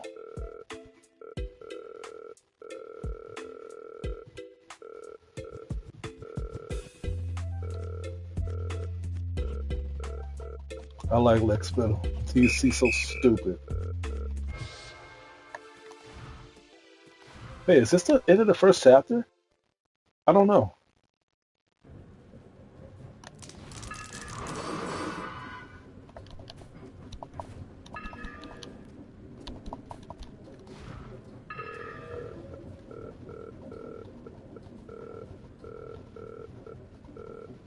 Well, I want to show y'all that one. I want to show y'all my hammer build, bro.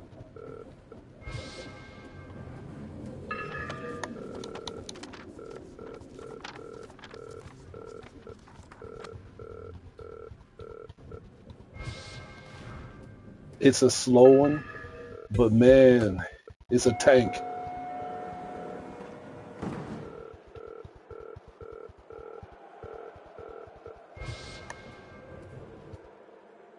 I'm gonna show y'all.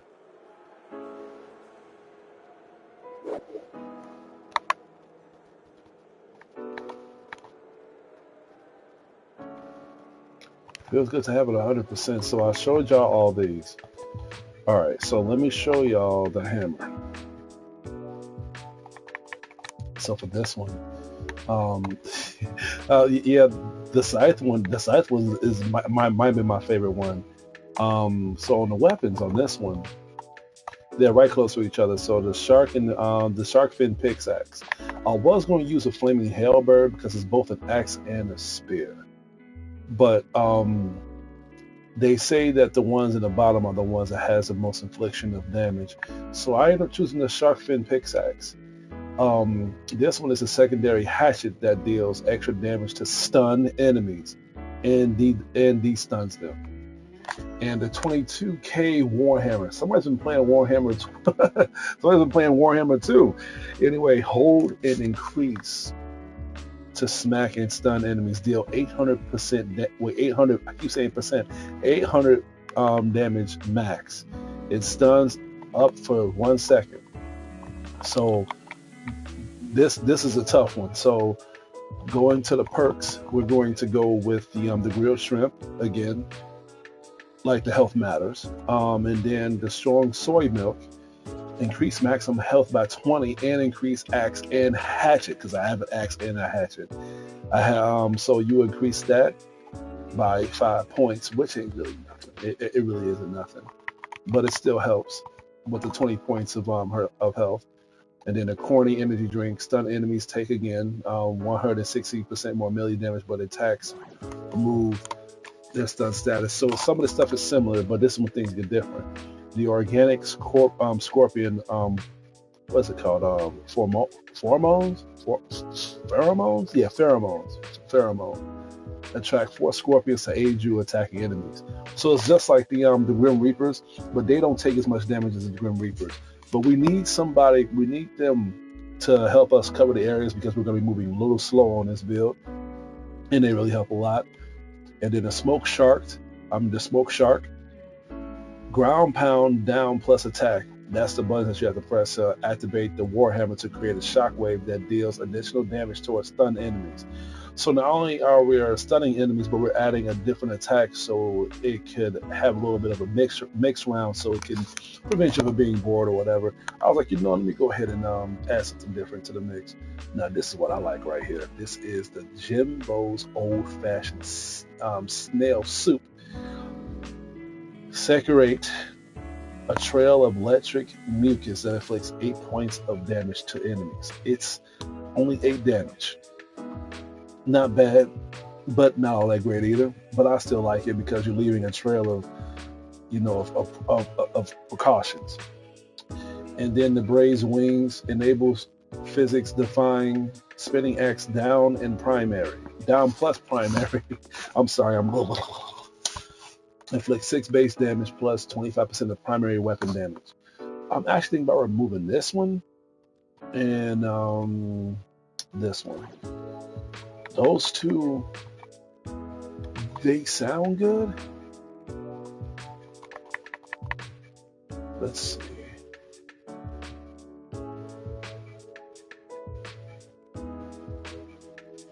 Increase the damage of every second strike using different melee attacks. So only way if that works is if I keep this though.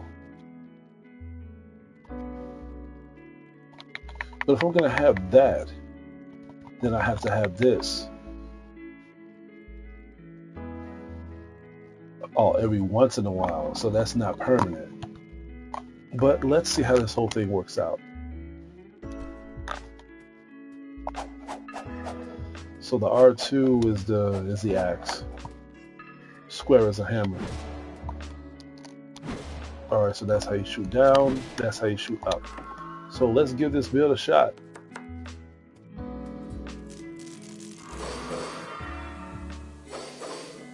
Man, that is disgusting.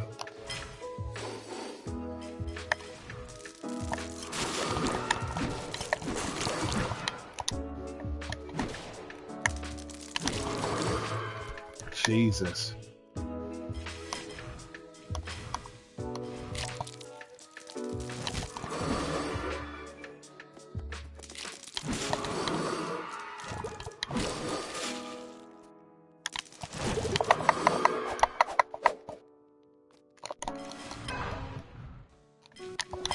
Oh, you set me up.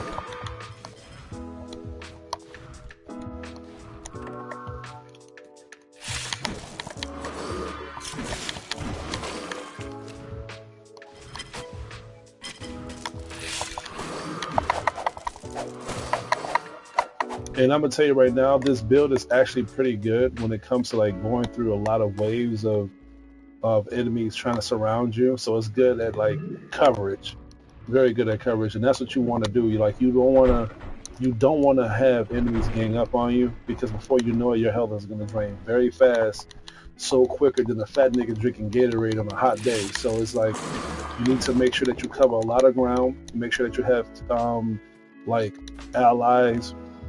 Like like these CPUs get like a better range of fast attacks too, just in case if you have a build that focuses on slow attacks and deadly hits. So that's what I did with this build, is that by me knowing that these are gonna be slow and deadly attacks, I have to have like fast enemies helping me defeat these bad guys.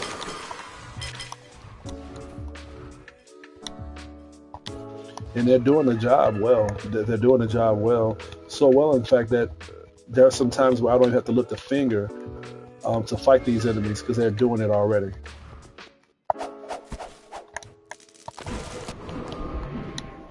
And you know what's really killing them is the stun damage. Because remember, right when they're stunned, they're already open for like 2 or 3 times of the damage already.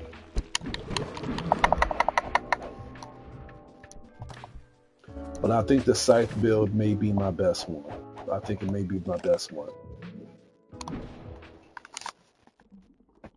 I'm gonna do that. Like when I play Summoner, I want to show y'all my build on there too.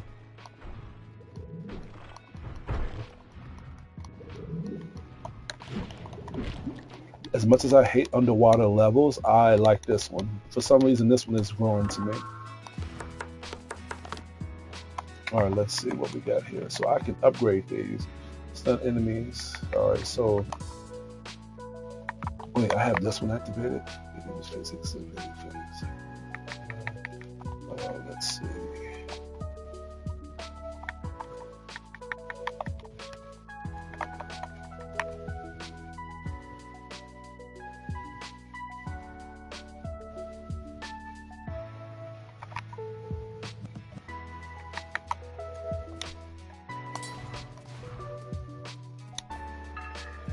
I like this part. Is it done yet?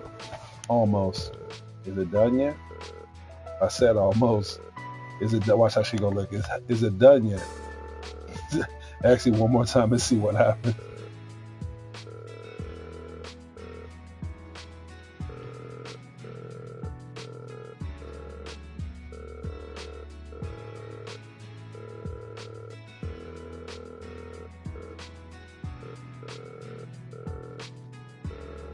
Is it done yet?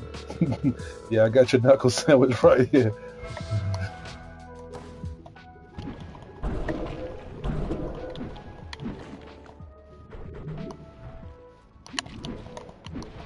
Well, I feel like at the end of the day, man, it's all about the perception of like what makes things difficult. Like at the end of the day, it's all about like your emotional tolerance.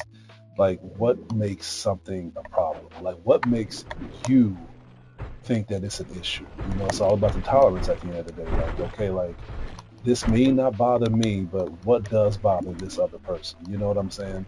So again, like I want to play games to enjoy it. I like games for you know, for me to escape the struggles that I have to go through in everyday life.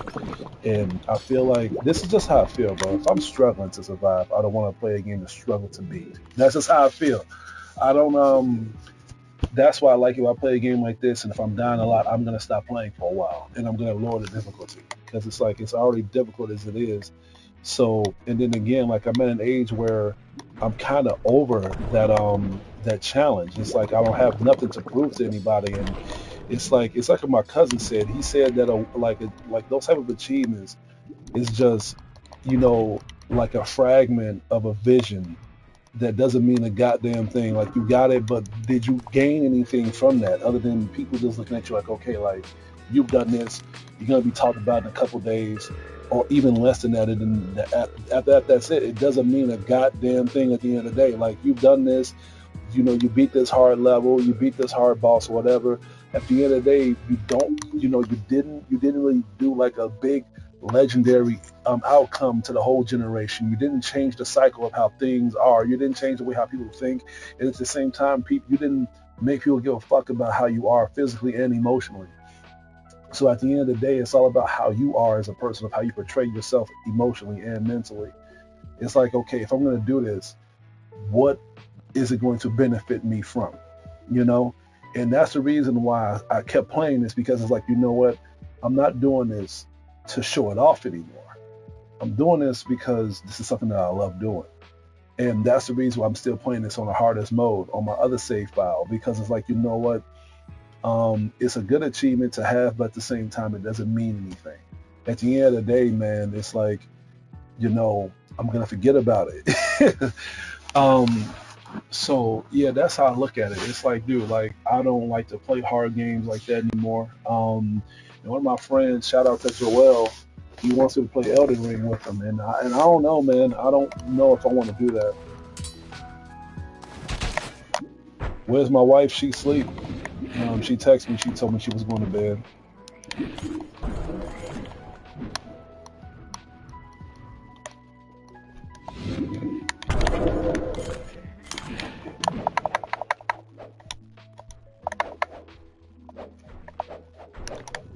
Yeah, you know what? I might do that. I might switch my build now. Y'all already seen. Or do y'all want me to fight a boss?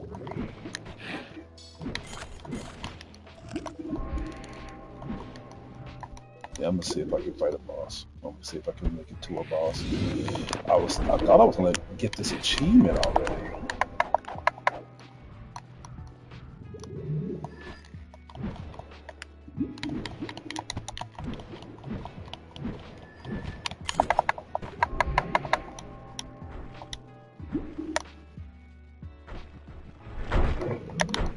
Oh, that caught me off guard.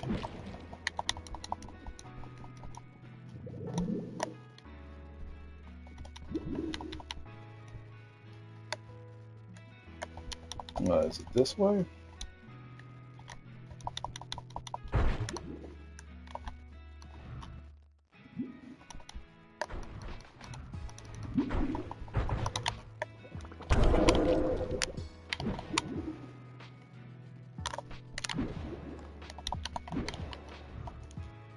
Well, that's how I feel. That's how it should be. I'm not trying to bash on people. Look, I don't want people to get it the wrong way and think that I'm bashing on like gamers, like professional gamers that like that overcomes hard things because that's part of their life. You know what I'm saying? At that point, they're making currency from it. But for people like us that won't get to that point, it's like why are we doing this? You know what I'm saying? It's like take for example, if you're doing it because you love it and you haven't lost that edge, then that's good enough. But for people like for me that has outgrown that and have another value of a career circumstance, I have to look at the things that I love and approach those things that are really benefiting from my own happiness. Like for example, I'll make another example. My YouTube channel. Um, if if I was thinking this as a whole currency perspective, I would have given up YouTube. I would have stopped making videos because I'm not making money from it. I'm not getting a lot of views from it. And above all, the people that support my channel are not spreading that message. So if I look at it that way, from a currency standpoint and an achievement standpoint, I'm getting nowhere. Like I'm literally wasting my life doing YouTube because it's it's I'm not getting anywhere with it. But you want me to tell you why I'm doing YouTube still? Because I love what I'm doing. I love my channel. There are times where I look at my channel, I just be like amazed of so much work I put into to my channel, so much dedication, so much people that I've opened the eyes to, and even a few people that I've encouraged and let them be YouTubers too. I love my channel a lot, and if I didn't love my channel as much and looked at it as like a whole business angle, then I would have given up. I would have given up because I wouldn't have cared. I wouldn't have cared. I would have just been caring about the views. I just would have been, and I would have lost my moral code. I would have lost my image, and I wouldn't have cared about what y'all thought. So you have to look at it that way. Like I care about the things that drives me to enjoy the things that I love doing instead of the things that challenges me to make me go into that struggle aspect of me just wasting my life. So just so I can be more frustrated. Again, I'm dealing with life like that already. I don't want to play something that I love and then struggle and be frustrated. Then I'm not having fun at that. Exactly, you're not having fun doing that shit.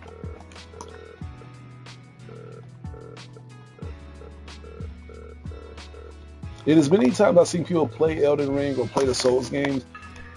I don't see them having fun playing. I don't see them having fun playing this shit. They be focused, they be dedicated, they be immersed in the game, but they don't be overblown or they don't be like, man, this is some good shit. You know what I'm saying? Like they be sweating their asses off, bro. Like, you know, I didn't get this trophy yet.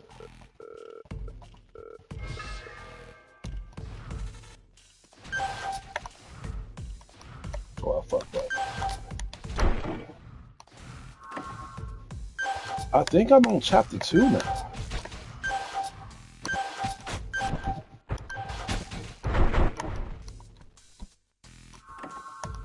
So the dog was barking.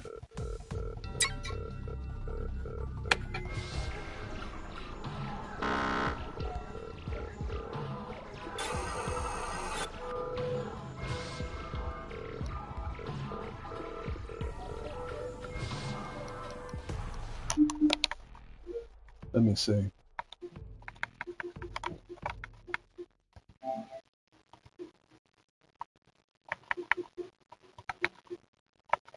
Wait, I got a notification? What is this?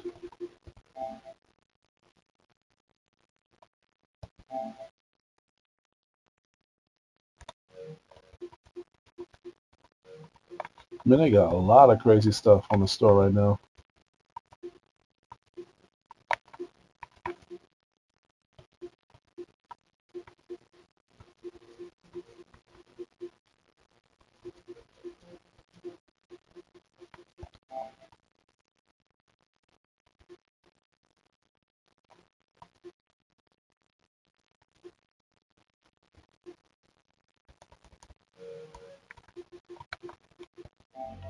All right, I'm back.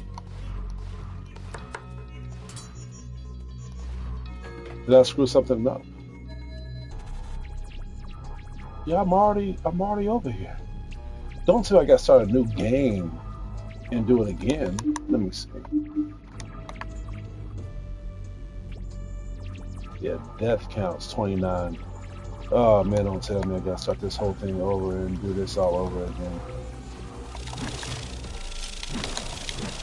Yeah, I don't think it transfers. I think I probably just got to beat the game. So this is what I'm gonna do because I'm already. Let me see. Quit the main menu. Okay, so let me see.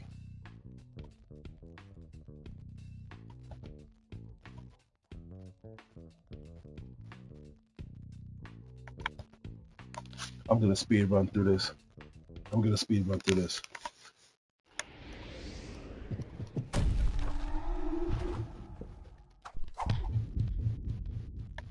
Yeah, because I was already about to beat the game, dude. That was.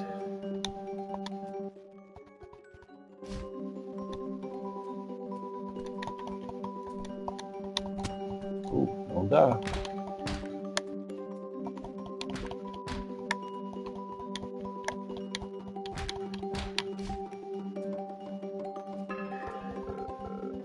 This shouldn't take long.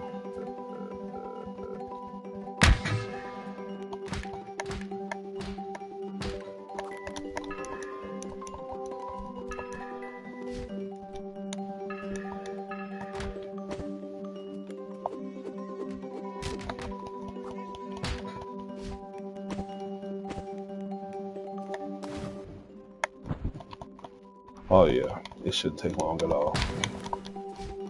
I'll just speed run through this. Wow, I did a build video piece. I did like a little brief review piece talking about things that was going on me personally piece. Even my wife did a little appearance. And now I'm doing a speed run too.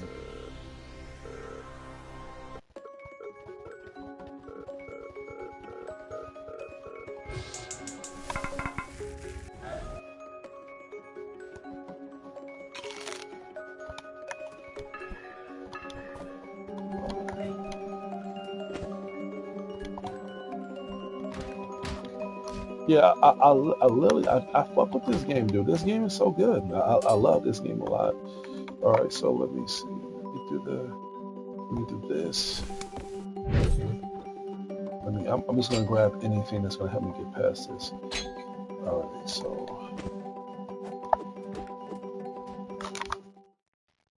I'm just trying to speed run through this shit quick.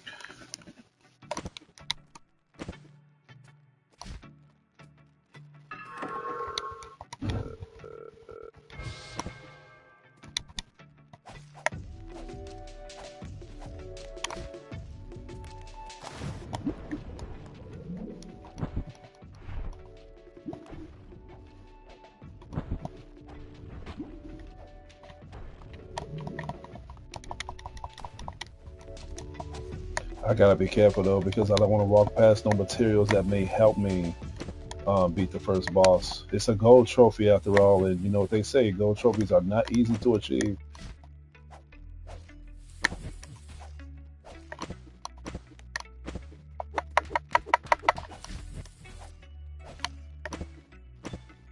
That's one thing I don't like either is that these materials just fly all. They're like little jelly bean basketballs. I like this part. These bugs are treating me like crap.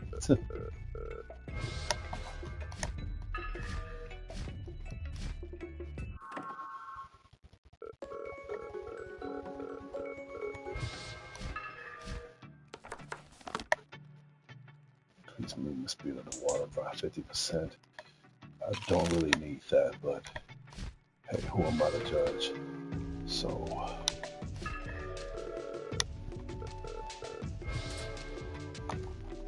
let's see. A wooded shield. I'll take this. I'll take this sword.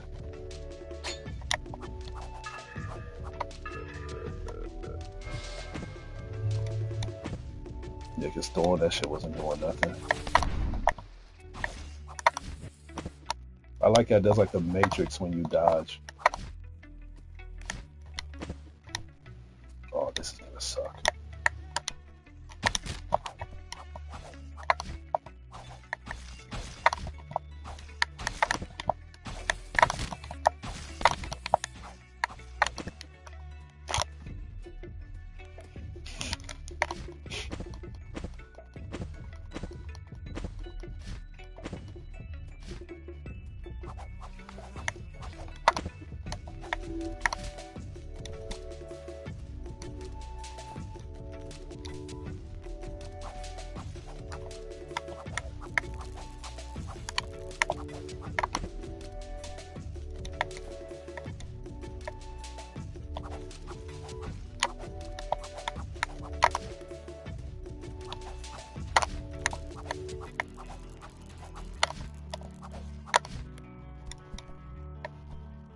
I be hating that so much, dude. I know exactly how you feel. I was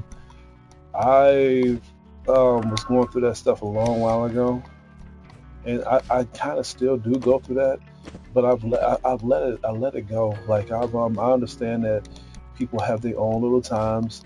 People are busy, but there are people that will ignore you too. So I be hating that shit, dude. Like oh no, he's talking about when somebody, you know, you message somebody and then they don't respond and then this person don't respond and everybody's not responding to you and you're thinking you somehow died and you're just living in like limbo or something's wrong with your phone and stuff because everybody's not responding to you, not even the goddamn not even the scammers are responding to your messages. I know how that feels. I really know how that feels, dude.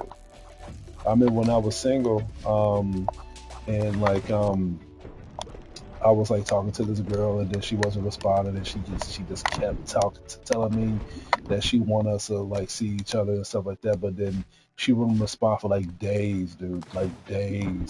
And the energy was beginning to disintegrate my emotionally, my emotions towards her. Like um I was beginning to hate this woman, but at the same time I was beginning to like, come in with it. See, that's a banana.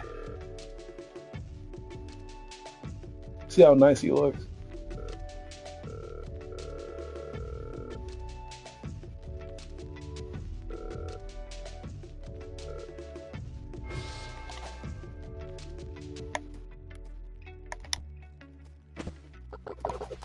Oh, I hate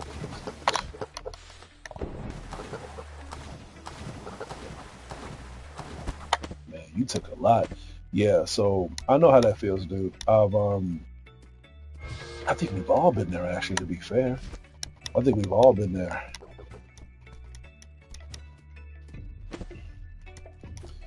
What to do in moments like this? I mean, what can you do? You can message the person, tell them that they're a piece of shit, or you can like diss out your anger.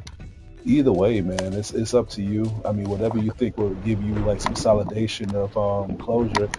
Um, my advice, man, is just move on.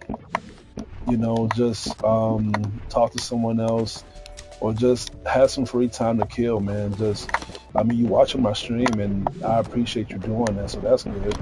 I mean, I responded to you.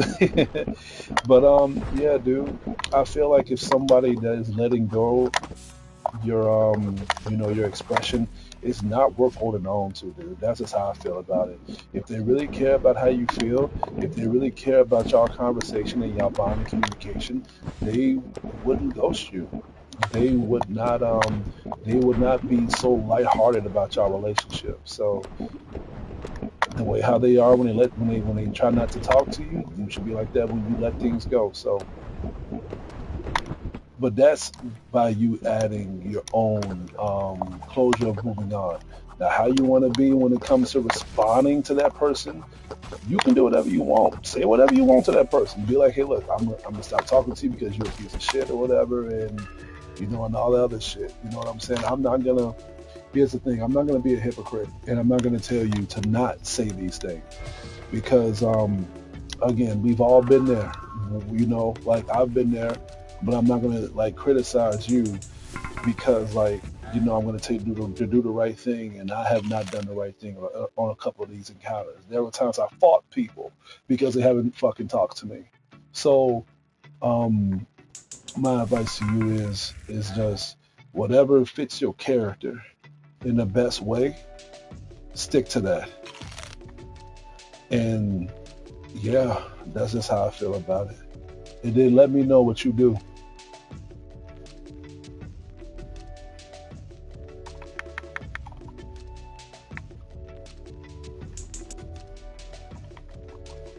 The biggest thing I've done, no, I don't mind talking about this. No, the biggest thing I've done when it came to my emotions being like in full like control negatively is me wishing that somebody died. That's literally it. Like I didn't act upon these emotions, but emotionally I did. Like I literally wished harm on another person. And don't get it twisted. This wasn't something random.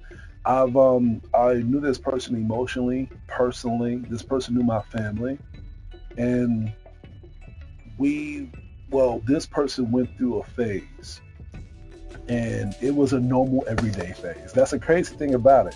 Like we've known each other for a very long time, and we went through our own personal issues, and we helped each other go through these things together.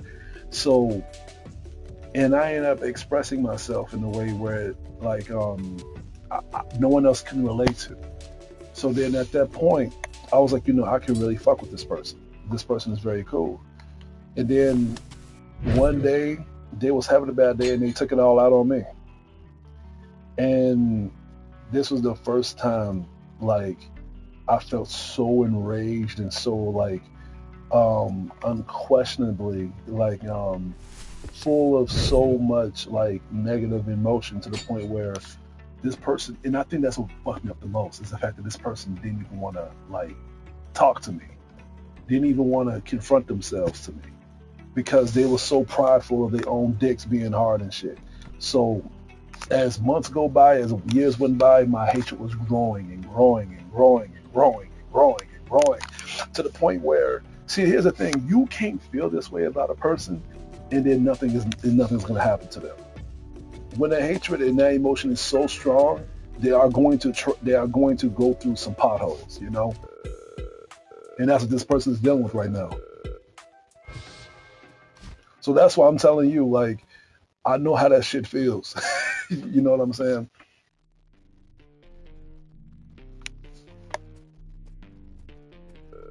Oh, I gotta fight him now.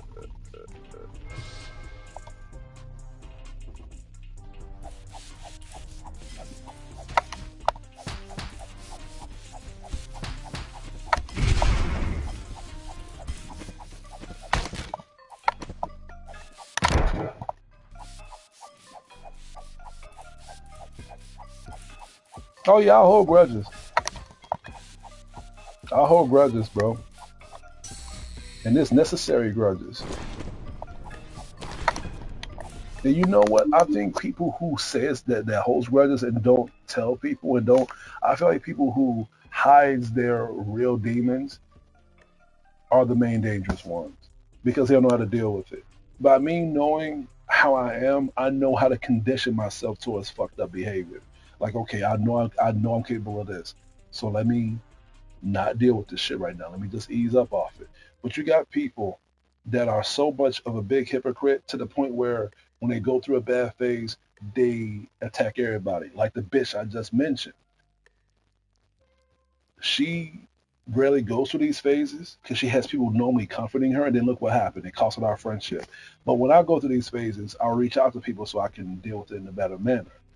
So I immediately let people know like how I'm feeling so I can get out of that void. But people like to pretend that they're so nice. People like to pretend that there's nothing wrong with them. But then when a bad day comes, they just fall apart because they're just not used to things like this happening.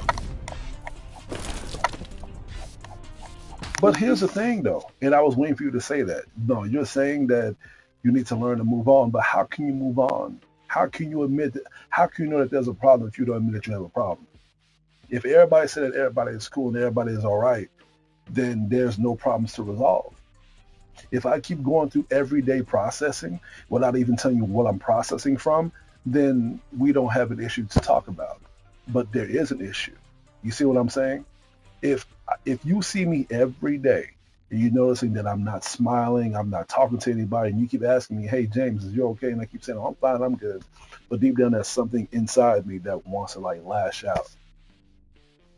That's more dangerous because you do not know what's going to happen. But if I let you know what the situation is, then you will know how to deal with it.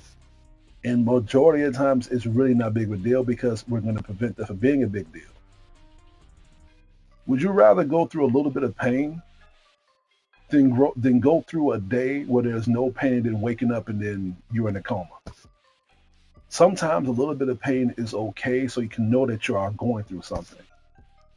Then you acting like nothing is wrong, and then you wake up and then all of a sudden you're in the infirmary, you're in the emergency room because you kept ignoring what the fuck is going on with you.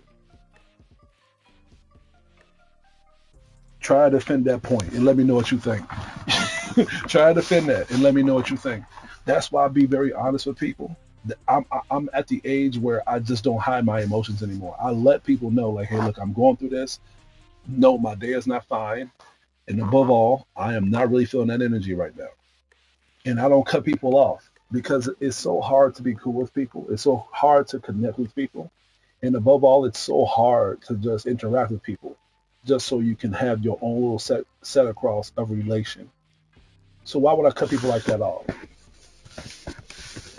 And it's crazy because everybody that cut me off and I left them alone, they won't even tell you both sides of the story. I feel like when people tell you the story, what happened to them, they won't tell you what triggered that shit to happen in the first place. Those are the people that are full of shit.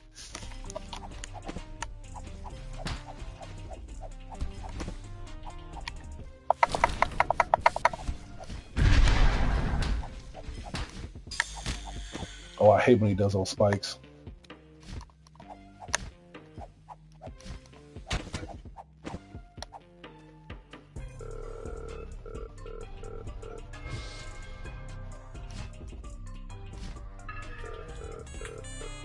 Well, there's a lot of people that would disagree with you on that. Even me. When you be with somebody in your life, it's not because y'all both have one thing in common when it comes to positivity. It's because y'all going through the same struggles. There's a lot of people that I know that are relationships because of how like unbalanced their emotions is. So I don't agree with that. In fact, there's a lot of relationships that people has ended because they wasn't prepared to struggle. Like, okay, I like this person because he has his money up tight. I like this person because they dress good. I like this person because they have a nice car. I like this person because he's nice. But what about the bad times? See, everybody will fuck with you if everything is okay. But what about when fucked up shit happens? See, people don't understand that struggles is what grows you. It doesn't weaken you. It only weakens you when you are not prepared to go through these struggles. There's a lot of people that I know that are married, happily married, because they are going through a dark void of what's going on with them personally together. And there are some people that would tell me, and that would really tell you that's in the chat, that they are married with a couple because of how dark they are emotionally. And without them, they probably won't even go on living. So no, I disagree with you on that. I disagree with you on that. Oh, my boy Lick Spittle.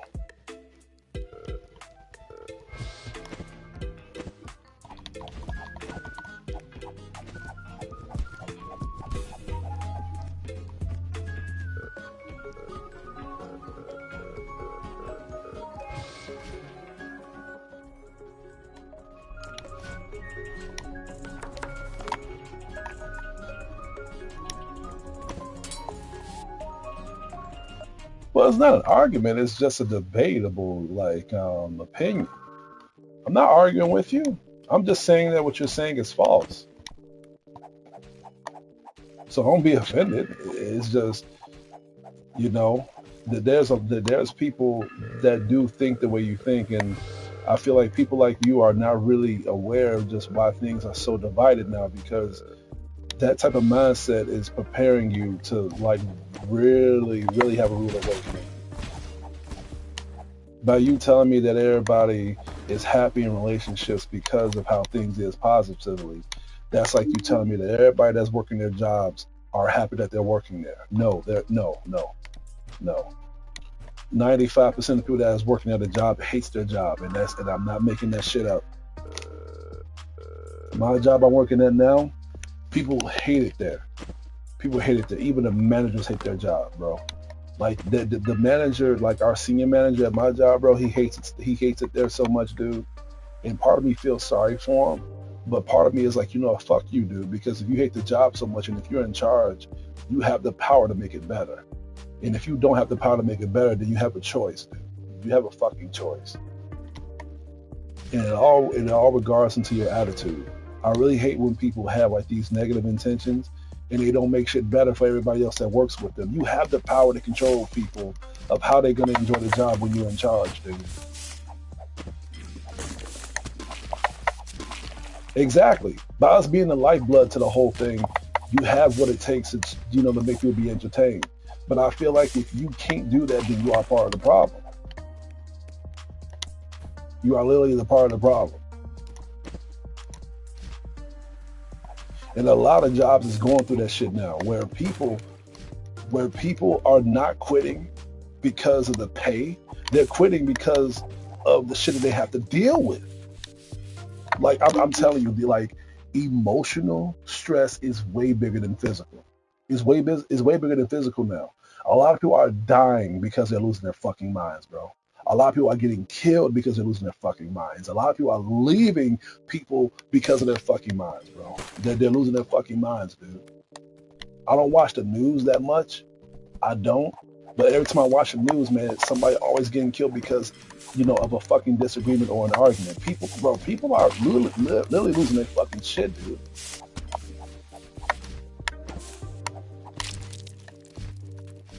Yeah, that was I was telling my buddy this too. Like there was a girl that got killed, dude. She was driving, and I think she knew the guy, because people don't just do shit like that. But I'm speaking out of common sense. I keep forgetting, man. People will do shit like that, but the way it happened. No, what happened was like this lady, this girl, she was in the expressway, and some dude pulled up in front of her and shot her 2 times in the head. Her out of all people. And they was thinking that it was like a mug that went wrong or whatever. How the fuck does a mug go wrong? You know what I'm saying? When you're mugged and you get caught doing it, then it's already wrong, bro. You already got caught doing it. No, but and he didn't even take nothing from her. He drove, pulled up in front of in front of the expressway, like literally like just swerved right in front of her while she was driving full fucking speed. Made her stop, and then literally just ended her life, dude. Yeah, ain't that strange? Bro, like I think he knew her. I think he knew her because I was talking to my buddy about this, and he was saying that she was probably driving away from him after some shit that probably popped off or whatever. He was following that. He was following that woman, bro. But that's the point I'm making. He didn't take nothing from her or whatever. There was nothing reported that was stolen in the car or whatever. Bro, like a lot of people are doing that shit now, bro. Like people are just dying because people are just getting tired of the bullshit, dude. That's literally the situation. And I was telling one of the coworkers at my job, bro, we're hiring a lot of people that is like mentally like disabled, like mentally unbalanced, bro. And what's making matters even more scary? They're not even telling people how they really feel. They're not. They have like this very like crazy look in their face or whatever, especially when they're like going through a rough day. Like there's this lady at my job, bro. She is very outspoken, but that's because she has like this old spirit, like of just being outspoken. And I keep telling people, and I keep telling a lot of old people this, y'all better watch what the fuck y'all be saying now, bro. It's not like the 80s. It's not like the early and late 90s. Y'all are going to get hurt talking the way how y'all talking. And y'all keep saying, oh, well, people need to learn. Bro, it's over. People are not learning anymore. People are taking action. And this lady at my job, bro, she just don't seem to get it. Like, it's this guy like that. He is very mentally disabled, and he's a very nice dude, bro. Like he is a very nice guy, but he is like very easily distracted. And I kind of wish there was more people like him, because like by how fucked up my job is, it feels good to see people like him enjoying the job and just cracking jokes and just laughing and stuff like that. And it makes me feel like, damn, like people like this, bro, makes me enjoy my job a little bit more. But this bitch, bro, she keeps getting under his skin, keeps saying like weird and fucked up things to him. And that was even the day where she called him retarded, and he heard that shit. And that fucked his whole entire experience up at the job or whatever. And again, going back to what the guy said and what I told the guy, sometimes people need to go through shit like this so they can realize how fucked up the world is, whatever. But people like him are not going to tell you how they really feel. They're going to express it in a way where we're not going to be prepared for. So that's why I'm saying that's what scares me the most, is the fact that if he's going to pop off some shit, we're not going to be prepared to know what day that shit is going to happen. And at the same time, if that's not the case, and if he's just having like a nervous breakdown or whatever, it still hurts because he's not going to talk to people to help him fill that void. You know what I'm saying? That's what makes it more deadly. That's what makes it more dangerous. So that's why I keep telling people, bro, like y'all need to, man, I'm telling you, y'all need to watch y'all mouths, bro. And then the major people that's getting killed is women. Like women are the main people that's dying. And it amazes me because like as many times that these girls be getting killed or whatever by just being so outspoken, man, and just being so disrespectful, y'all talking way worse than these gang members. Because like these gang members would square up and talk and be about that shit. Y'all women are trying to act like that shit, but the difference is y'all not about that shit. That's why I keep telling people, bro, like especially these righteous brothers and shit or whatever, even these women, because these women can be manipulated by other women to drive them to destruction too. Y'all just be careful who y'all hang out with. Y'all be careful who y'all hang out with, dude. It hurts me to say that shit.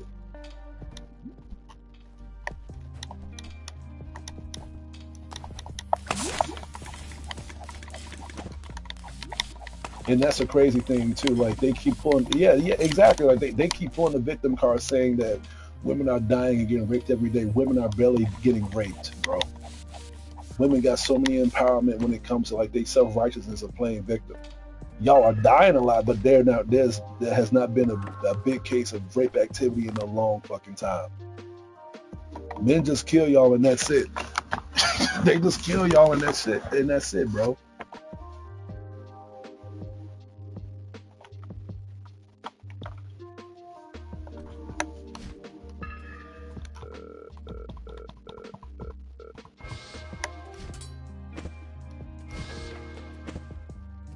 That was a long time ago. I was looking into that. But yeah, dude, there was a guy that I listened to, and he was like literally like initiating all that stuff. He was like talking the way how I was talking, saying that there was this lady that was like talking shit about some dude at a store, and this dude he looked like he was in prison, and he got like a couple strikes on him, and this lady was still talking shit to him. Don't even know the guy. You know what I'm saying? And like he held it pretty well, but what are the chances? You know what I'm saying? Like what are the chances? So it's like, there's really no educational thought pattern when it comes to these women like trying to there really is there really isn't. And that's what really fucks it up. It's like it is our fault. It is our fault. We spoiled them. We spoiled them. The law has spoiled them. The system has spoiled them to the point where it is so crazy. And it's so crazy. I've talked to a couple of women like this, and they was against what I was saying, and they were saying that women are not stupid. And I didn't say all. I don't say all women at all. I didn't. But I literally was telling these girls that how you gonna disagree with me if y'all the main ones that tells me that y'all don't have female friends because females ain't shit. Y'all the main ones that say that shit. But if a man like me says that there's a there's like a pattern to this, and it needs to be resolved by first initiating the obvious by saying that women are way too stubborn, women are way too outspoken, women are way too ratchet, women are way too, like they don't think. They don't think it is not all of them. Again, it's just the majority that fits that description. You have a problem with it when I say shit like this, but at the same time, y'all women can't even fucking stand each other.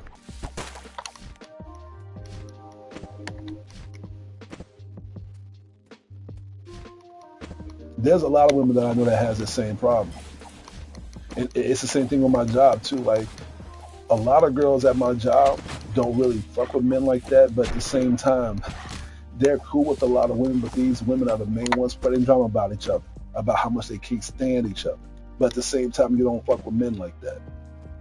Like it was this girl at my job, and thank God she's gone, dude. She was so damn toxic. I am happy she's fucking gone. Happy she's gone. And she only left because we was putting a lot of pressure on her. Because not a lot of people was going to, because a lot of people were simps and they just wanted to have sex with her. So it took me and a few other people to literally like put the nail on this bitch mind to make her be aware of how fucked up she is. But she didn't want to talk to nobody because she was beginning to feel that pressure. But then when but before she left, she was like talking to other females about her problems, and these females was letting everybody else know what the fuck she was doing. So it's just people are so delusional, man. I'm never fighting him. Exactly. Like if I tell you a secret and I only tell you, wouldn't you be like first of all, it wouldn't be weird if everybody finds out. If I only told you, then of course I told everybody.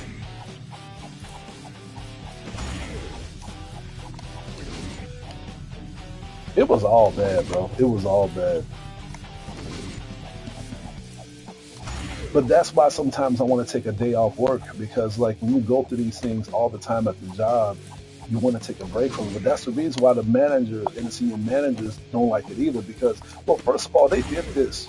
They did this. They couldn't control it. And they be focused on the wrong fucking things. I remember when our job was so strong, man, so balanced of hiring the right people and focusing on the right things. It's so unbalanced at the job, right, where to the point where if we try to find any source of enjoying the job, then people are going to question that, and the managers is going to try to take action to make sure that we don't enjoy the job, but just stick to the enslavement of the system. And that job ain't worth it. I feel like if you are younger than me, don't even work at a job like that. But um, it's literally the manager's fault, bro, and it's our fault too. But like back then, dude, we can do anything. But now we can't even listen to music. We don't have no cell phones, and the managers is running while they can keep nobody. Look what the fuck y'all doing. Look what y'all focus on. Y'all not even focused on trying to keep the job better. Y'all focusing on isolating um, us to make us not enjoy the job, but just like cut off our only source of entertainment. You know what I'm saying? And I remember when I was drawing some pictures, and these was like cardboard cutout pictures that I was drawing, like garbage that they was keeping at the by the can so the janitors can get rid of. I was just drawing portraits using those cardboards because they was gonna get rid of them anyway. I almost got in trouble for that shit. And my manager defended me and telling the other manager to mind their own fucking business. And this is a shout out to that fucking bitch that works there. First of all, I was cool with her. We used to work with each other. And she became the Uncle Tom to the damn job. Probably got dug out by the whole goddamn squad. Can't stand that bitch now. And a lot of people can't stand her because of how snaky she is. I can't stand people like that, dude. That's why I kind of feel bad for my manager because he's the only one trying to make a difference. And I know it's hurting him a lot because he's trying to he's doing this whole thing by himself. And that's why a lot of people want me to be in charge, but it's like, no, man, I'm too emotionally unstable to do that shit. I can't do it. I just can't do it because I know if I do it, man, I know I'm gonna have a lot of people against me, and I'm not gonna have an army big enough to have my side. So you have to think about shit like this. It's like I don't know if I can do that. That's way too much weight on my shoulders, and I'd rather just be like this. I think only way if I become a manager at a job like that is if I know that there's a balance that that can be resolved, and I'm able to fix that balance. But right now it's too impossible. It's way too impossible. Like for example, if my senior managers want to make a difference, then I'll be a manager, or I'll be like or I'll be a supervisor. But no, the senior manager is just as corrupted. I won't be able to. I think by me being a regular employee is good enough because I can just pull the strings and just do what I need to do on the sidelines. If I'm a manager or if I'm a supervisor, I'll be too exposed. It'll be easy for them to rule me out. And besides, I'll be more stressed out. I'll be more emotionally stressed out.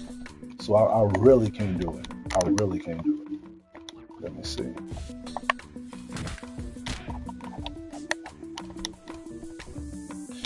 I'm telling you, man, the emotion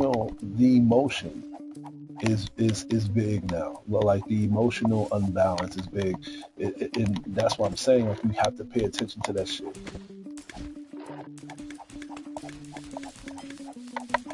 Well, I know that's why I didn't say the job's name. You gotta be smart, man, just in case if some fucker wants to try to expose me and try to say, well, he was saying this about the job.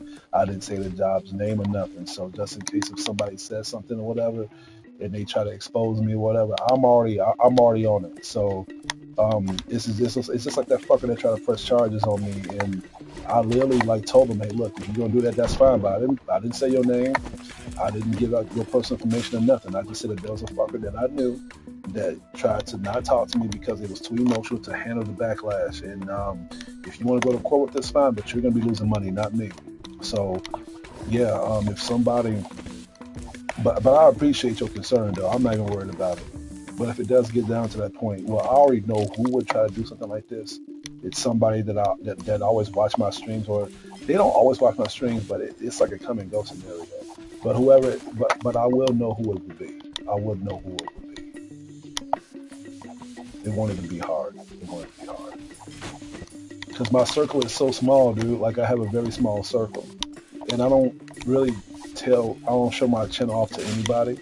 So if if they will find out who it is, I have to think about the person, well, first who works with me. Then I got to think about the people that works, the person who works with me that is in a circle of people that don't keep their fucking mouth shut. At that point, I already know who it is. You know, it won't be hard at all. See, once you have a big circle of people in your gathering, it's going to be hard to find the person that exposed you. That's why I try to keep my circle contained as much as possible. And people who want to be involved in that circle, I feel like if you want to be accepted, then that's when it's already a red flag. Just be yourself. And then at that point, you already done enough for me to see if you are able to be trusted. But if you keep telling me that, oh, I can do this, just give me some time, why are you trying so hard to be earned that? You know what I'm saying? At that point, it's already a red flag to me. Like, just try to understand that, and you should understand the way how fucked up things is now of just trying to be accepted. You should understand that, like, trust comes a long way. So if I'm telling you that that I don't know if we should be cool right now or whatever because I don't know you like that, then you should understand that shit. But if you keep persisting and keep trying to, well, people are lonely. Everybody is lonely. Everybody is lonely, dude.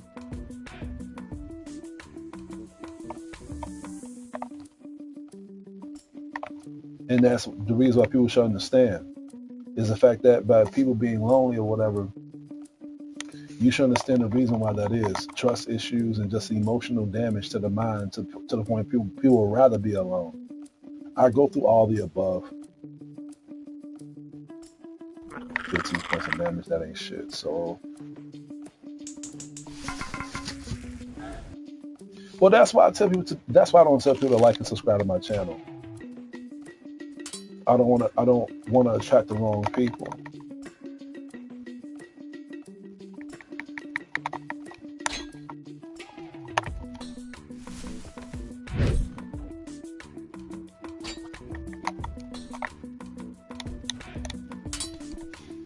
I only ask the people who are big fans of my channel, and it's actually like it drains me to like constantly like, because I used to always ask you like, hey, look, have you did this? Have you watched this on my channel?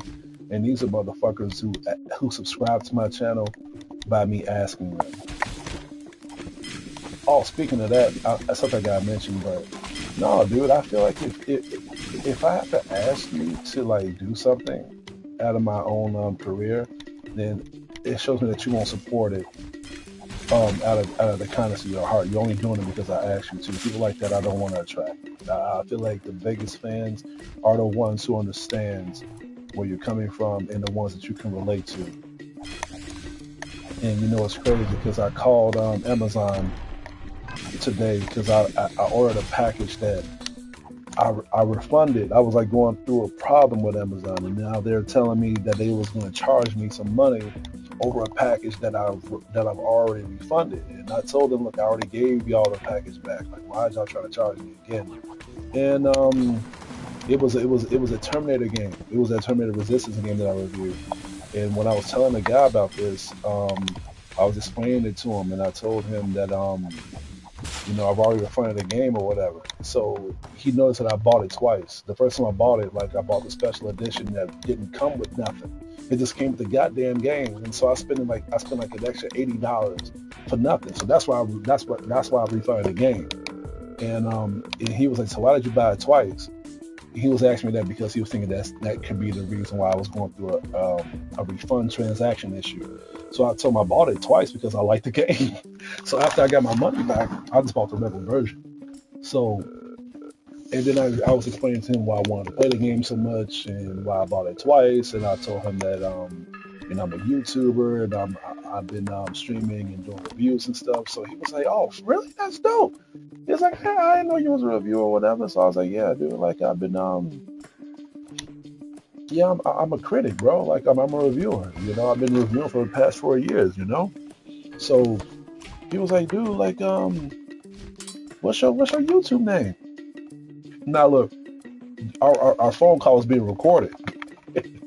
So I was like, "Dude, can you do this? I mean, like, can we, you know, talk about this?" He was like, "Man, you're right. We got to keep this up to business." But he was telling me that even though it's recorded and logged, they will only like look into it if there's like an issue, like if I'm like cursing him out or if he's like expressing like illegal information, whatever. But he was like, "No, dude, like just give me a YouTube name. It shouldn't be a big deal." So I thought about it. I was like, you know what? Yeah, like I gave my YouTube name. I told him it's a critic teacher and stuff like that. And he subscribed to me right away. So shout out to you, dude. And he asked for it, and I gave it to him. So that's what I'm saying. Like people like that, man. That's what I like. Like for people like that to come to my channel with open arms, but it's a double-edged sword because you don't know what you're getting yourself into. So I hope you enjoy my channel, and I hope the things that I say when it regards to like the things that's going on in this population and this generation,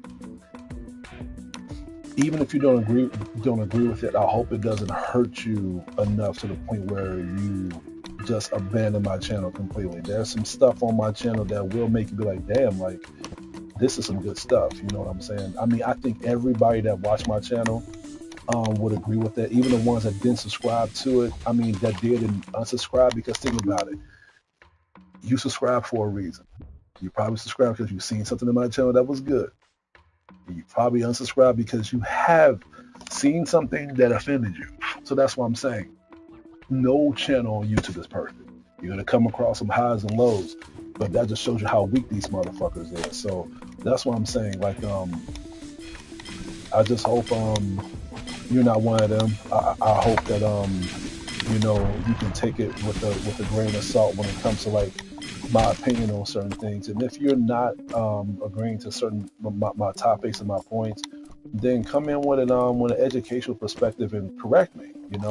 Because how intelligent I am, I want to learn new things as well too. So I can admit that I'm wrong on other topics as well. So yeah, I'm not just speaking on him on this. I'm speaking for everybody too. Like, you know, um, just come in with an open mind, dude.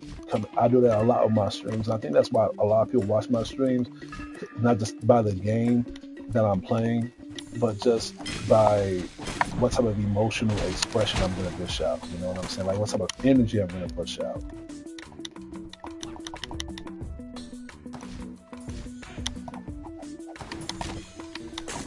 What have I eaten today? That is a weird ass question. Well, I was actually going to wait for my wife to cook, but by her being sick, I had to improvise. So, well, first I took her home, and then her father made some food, and Ahmad made some great ass food, dude. He made like this curry dish, like this curry platter, and it had like curry steak and curry rice, curry mac and cheese, dude. Oh Lord have mercy. I was hoping he would make it today, but he didn't. So I walked to the gas station and I bought these two frozen gyros. They was actually pretty good though. It was actually pretty good. I think after I defeat him or her, then I get to chapter 2. Cause this is taking too fucking long, dude.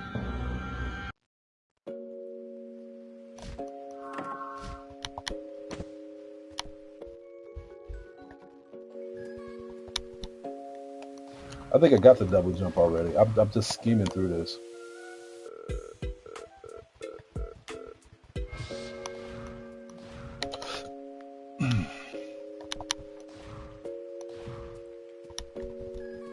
Let me see. 1, 2, 1, 2. I don't think I got the double jump. I don't think I need it either.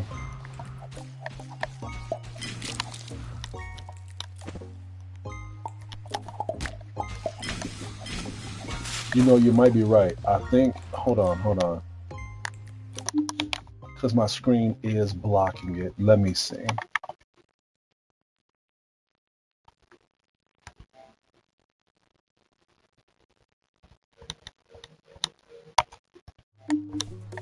No, I didn't get it.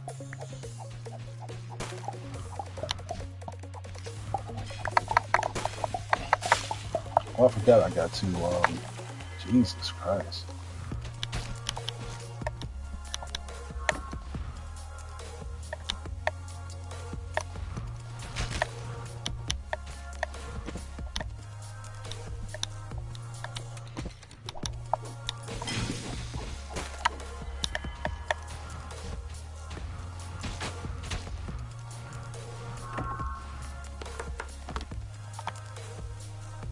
Low damage. I don't think I need that right now.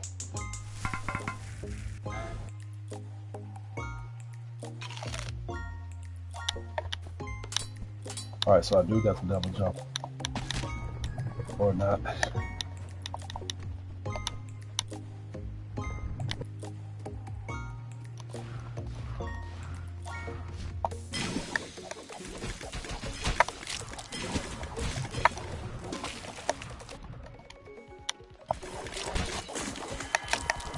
They did talk about it in what your. So look, here's the thing. Finding collectibles on this game is very easy.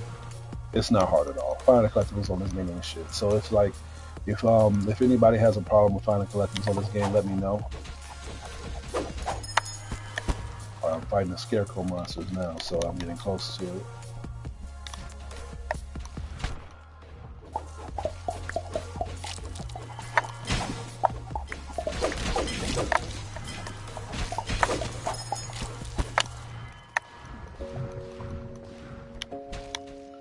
I lost a lot of good YouTube, a lot of good subscribers, man. I lost a lot of good ones that would really like respond to my videos and give me their intake of the videos that I would, talk about, like especially my anime reviews and game reviews and stuff like that. Like, there was a few people that would love my anime reviews, man. But then right when I started talking about like, stuff like as in like woke shit is fucking up video games and this is like having too many like agendas on it and stuff like that, and that's when it was beginning to divide. And I admit, like when I started doing my channel, it did hit me a little bit because that was when I like had like 300 or 400 subscribers. But as I was beginning to like get more and more subscribers, like I was getting more subscribers of me being honest than me just holding shit back. So losing 2 or 4 subscribers is way better um, than losing like 30 or 40.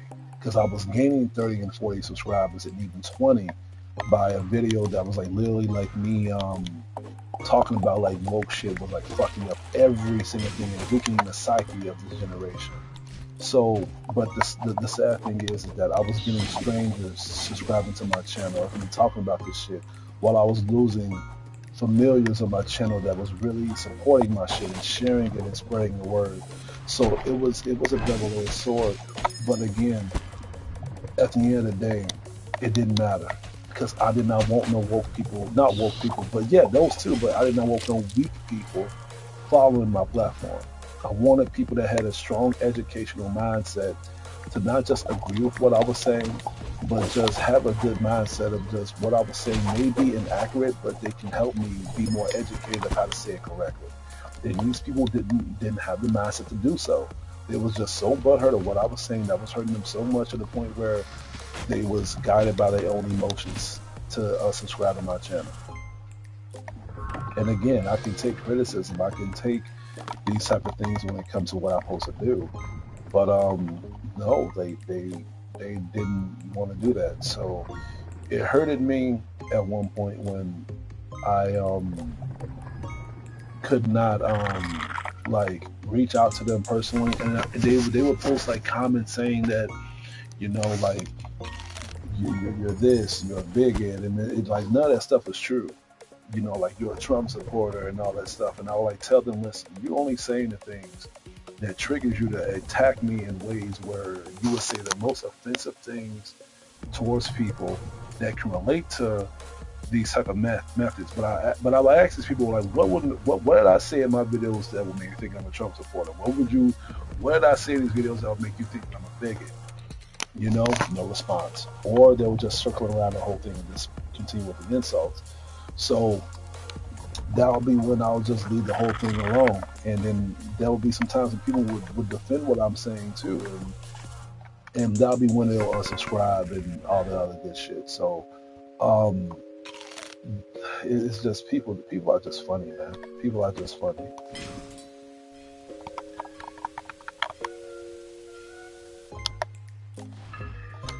I actually disagree though. I understand what you're saying though, that it's harder to be mainstream because it's hard to be liked, but I think it's easier to be mainstream because the hatred is what's making you get noticed. You have to really be hated for people to really put your content out there. I mean, I just said it earlier. Like, people support my channel, they like my channel, but they're not spreading the word. They're not sharing my videos.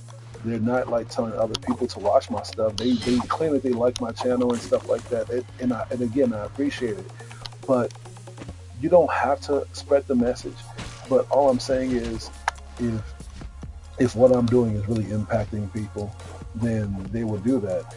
The people who are really spreading that message and showing off their true intentions on my channel are the people who's hating on the shit that I'm saying. Sharing my videos just so they can get more people to have their intake of agreeing of why they don't like my videos.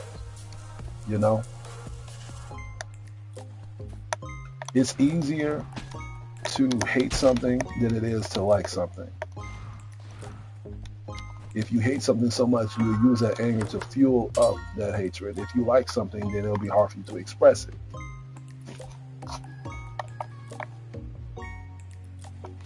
It's more normal that way. It's more normal when someone comes up to you and be like, hey, look, I seen your video, I didn't like it, and I shared it with a couple of people because what your video indicated was a piece of shit. Then someone come up to you and be like, hey, look, your video was good, I liked it, it was nice, I shared it with a few people, spread that message out. Which one sounds more realistic? Which one sounds more real?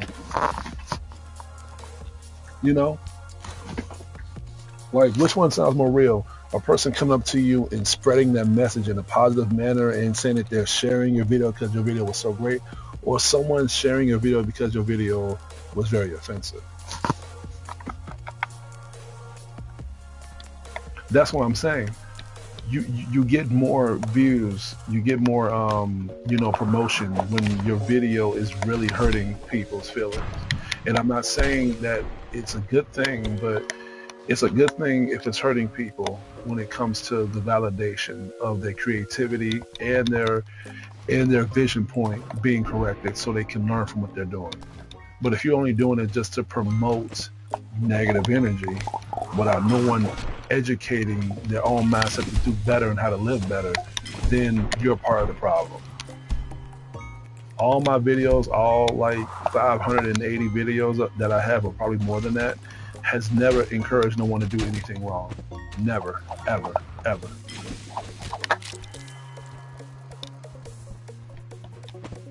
But if people are going to share my videos because of it offends them, it's most likely because of what they're doing is perpetuating the generation of making them even more weaker. So if they're going to share that, that's fine. But you're literally spreading the solution of what things need to be done. And I don't mind that at all.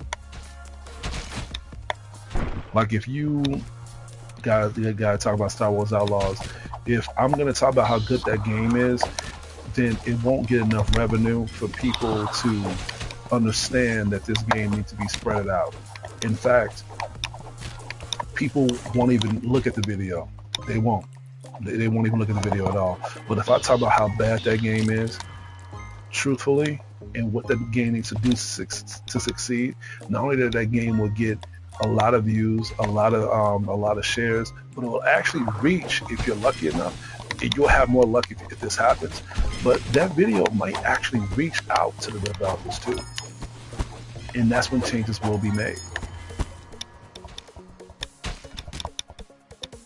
Yeah, there was a point where I did think that if I made like more nice videos, then I would get more views. But no, my cousin wiped me out of that.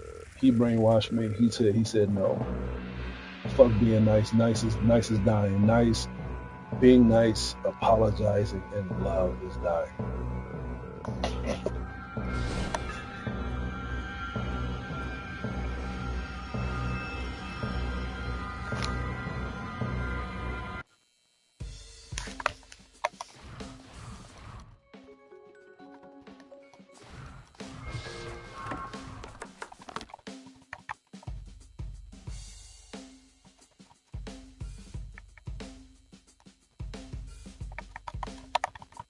Yeah, I guarantee you.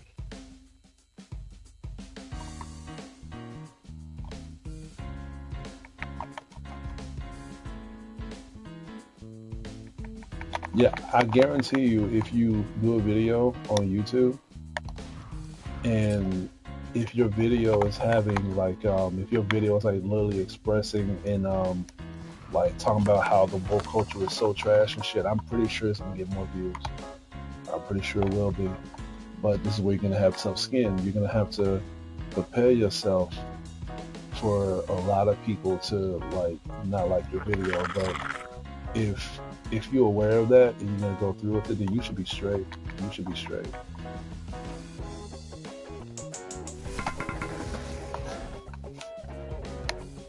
And then again, like when people start saying all these crazy things,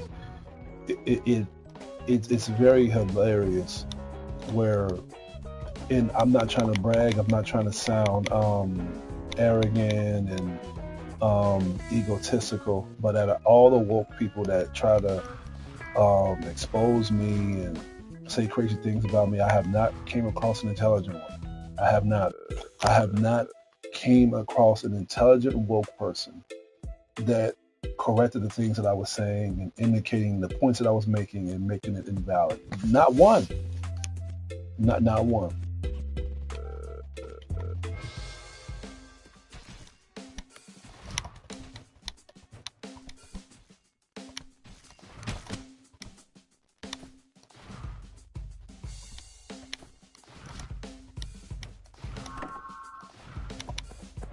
Well, man, I feel like,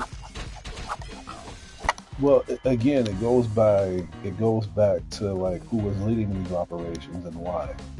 Like at the end of the day, if it's not, listen, if you're following like a group or an agenda and they're not educating you to be smarter or teaching you how to live life better or preparing you to deal with the struggles that's ahead of you, why are you following those groups? Why are you following those groups? Listen, if you're following these agendas, these woke cycles, and they're making you weaker, and they're making you more emotional, they make you more frail, they're making you unaware of how um, we can handle things in different manners. Why are you following these agendas? If it's making you weaker and if it's making you less of an adult, why follow them?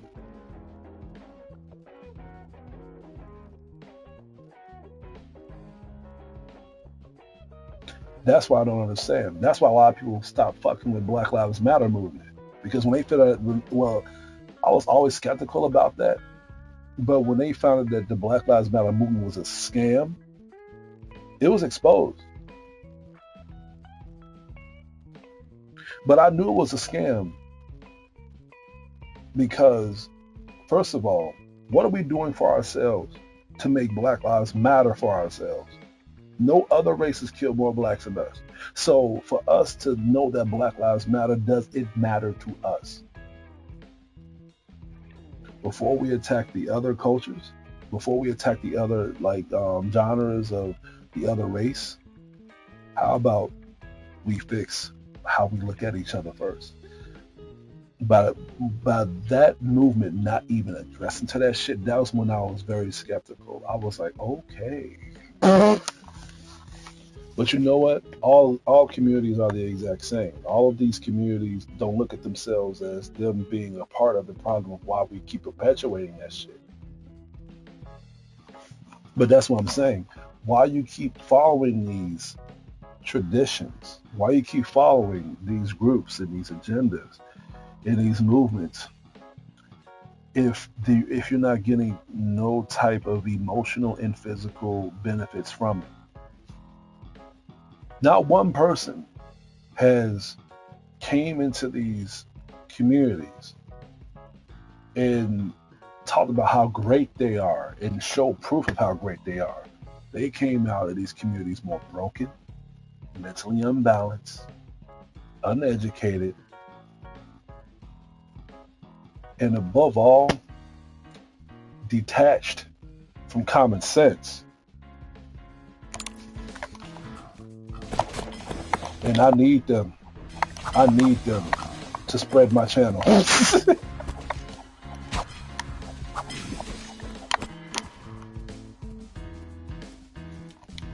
It's the truth though. If you look at it that way, yeah, I know, I know, and you know the sad thing about it is that when they like, well, Black Lives Matter, I'm surprised that it was exposed, but and the reason I'm saying I'm surprised is because um a community that was that big, I thought they would have a bigger defense trying to keep people's mouths shut, but no, no, everybody knows. But when it comes to like the LGBTQ community and the feminist community or whatever, by what I mentioned, um, no, like a lot of people would say these things, but not enough, not enough.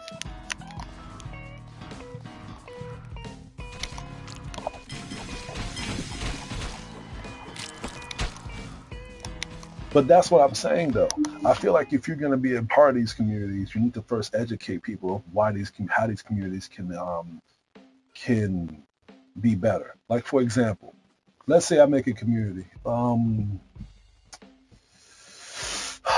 an anime community. Let's say if I make an anime community, and remember before, earlier in my stream, how I was saying that a lot of animes now are great, but they're not creative.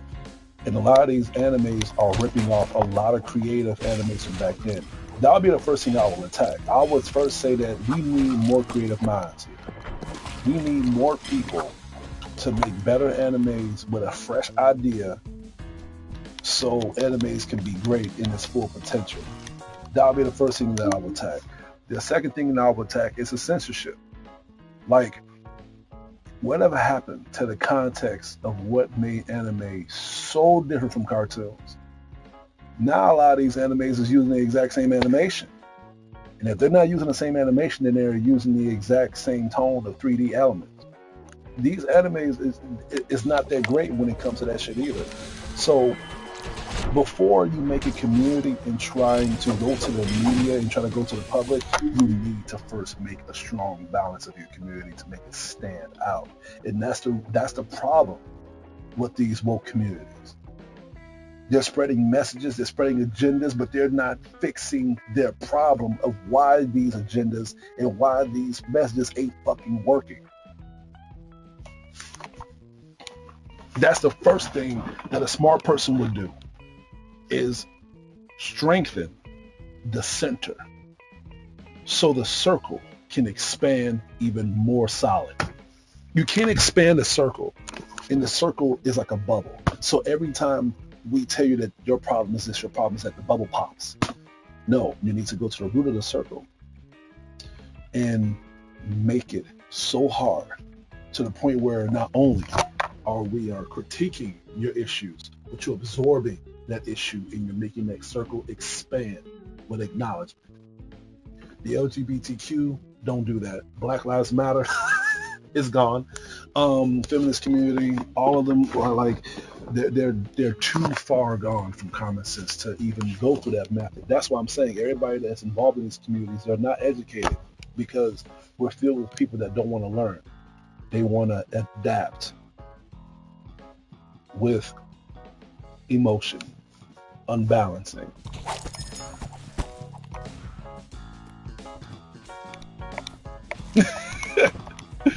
I actually like your point. No, no. He said that the woke community is like a final boss that learns. What did you say? You said that it's like a boss that keeps dying but comes back even more emotional and more with less health. That's funny. I actually like that point.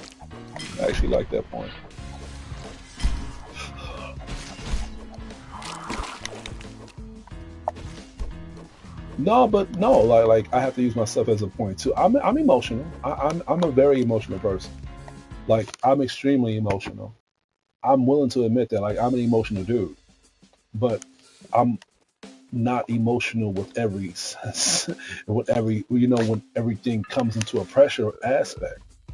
I'm emotional when an emotion is triggering my mindset to the point where I have to look at why am I being emotional and adapt it in a way where it fits my character in a whole profound way. It's like when you're knowing you're capable of something and you don't want to lash out the wrong times, you have to think of the best moment to handle it in the most intelligent way. It's like Batman, for example. Batman, how strong he is, how smart he is, he doesn't kill people. He doesn't like do these things in a whole way of irresponsibility. By him knowing what he's capable of, he handles things with class, and he always thinks before he acts. That's what I'm saying. If you are aware of an issue or a strength that you have to know how to be responsible, how to deal with it.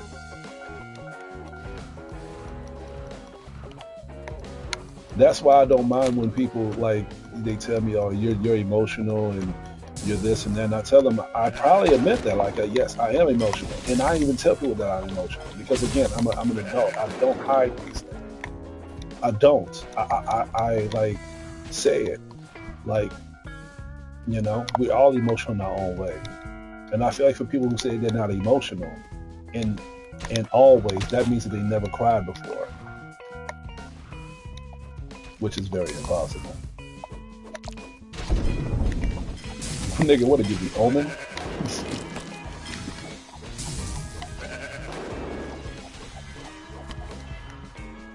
I don't listen to those type of people.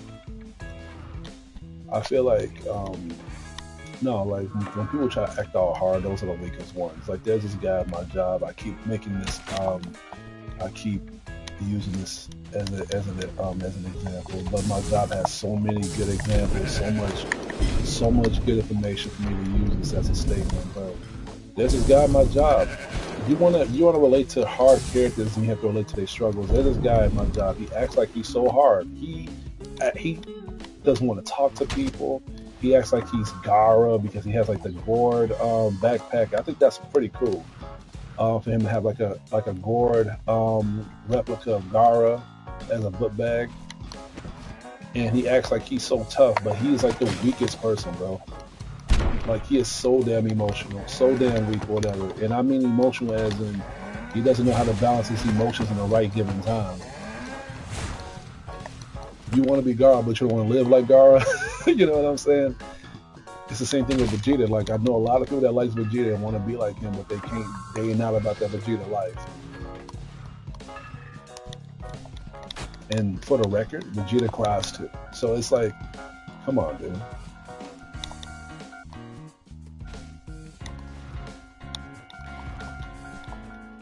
Well, at least the train goes fast.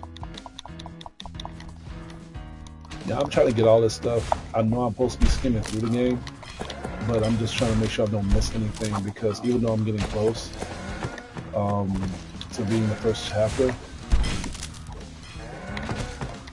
will you die, you freaking bull? Jesus.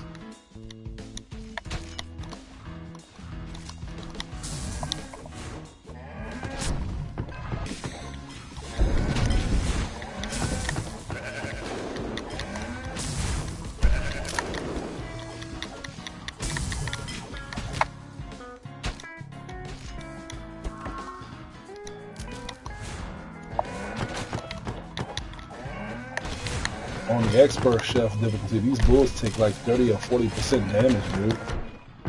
It's hell. It's hell. So I feel like only way if I die is if I'm very careless or if I'm like really not paying attention to my build. There's like something over here. That's what I was trying to get. I hate these levels with these mazes. I think my most hated level on this game, y'all didn't see me play it yet, but there was this level on here. It's like an ice level, and it's like the area is so slippery, and it has like these ice spikes on the fucking floor, and I just really hate platformers so much, dude. That's like my biggest weakness. Like I don't like platformers. I think that may be the reason why I don't fuck with side scrollers like this. But it's like platformers, bro, like it really gets to me. It really gets to me a lot. I just don't fuck with platformers.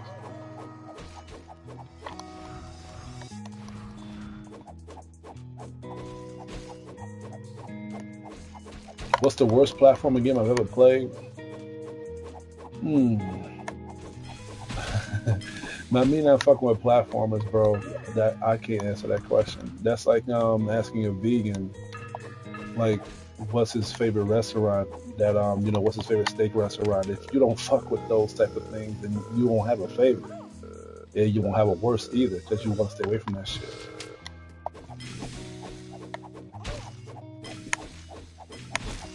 I think my worst one, does it have to be a side scroller though, or is it any game I played? I can't answer if it's a side scroller though, but if it's an any game I played, I can give you an answer. Okay, if that's the case, I'm gonna have to say this is gonna catch you off guard, but my most hated side-scrolling game is Jack and Guard 3. Jack and Guard 3.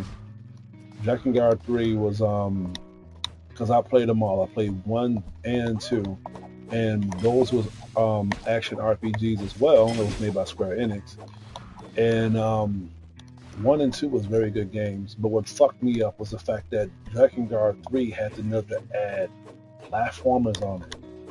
And I like the character you play with, she plays the voice of Tamari from Naruto, and she's a very outspoken character. She's very, what the hell? Humping the hell out of that bull. Anyway, she's a very she breaks the fourth wall and shit. She curses out like the staff or whatever in the game or whatever, and she literally speaks to mind of other gamers that plays. Like there was a point in the game where I might play Drakengard 3 because I missed that game. But there was a part in the game where she she was like doing a platform on the game, and you play as her doing it. And after she was done, she literally just said, "I fucking hate platforms so fucking much." And I really felt that shit. I really felt that shit. I hate platformers, bro. I hate platformers so much. All right, I don't know how much these manatees do, so we're gonna go ahead and mosquitoes do pretty good. So Drakengard 3, that's my most hated platforming game. But what makes me really hate it was the fact that they don't need a platform on Drakengard 3. That's what made me hate it so much. It's like, what the fuck is this doing on here?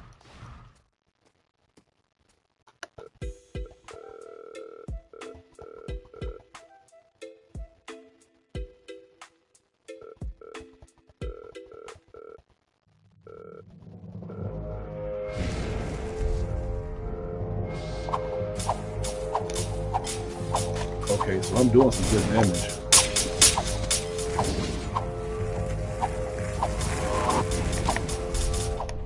Oh, I remember on the hardest mode, man, that teleportation it took like 50 damage from me.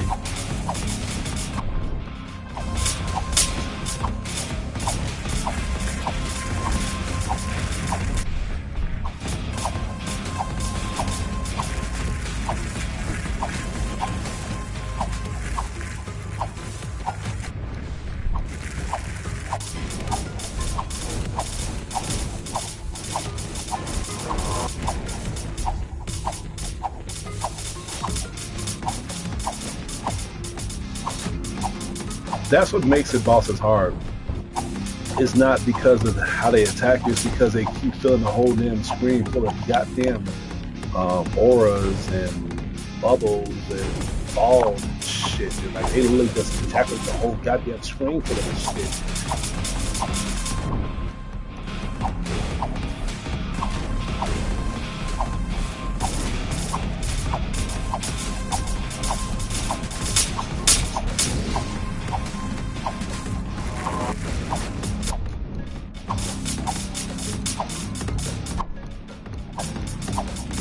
I think that's on chapter 2.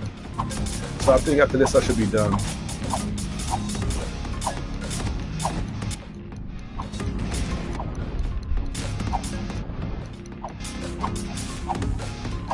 For the record, this is Grill.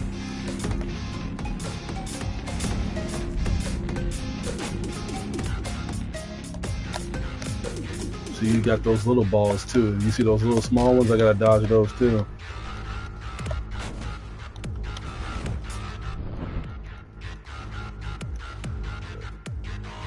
See, that's her. You see?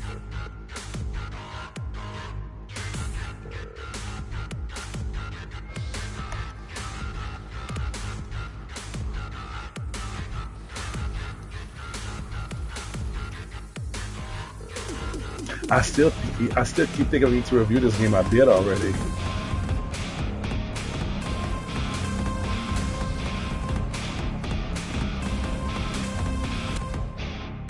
Yeah, I think that was the end of chapter 1.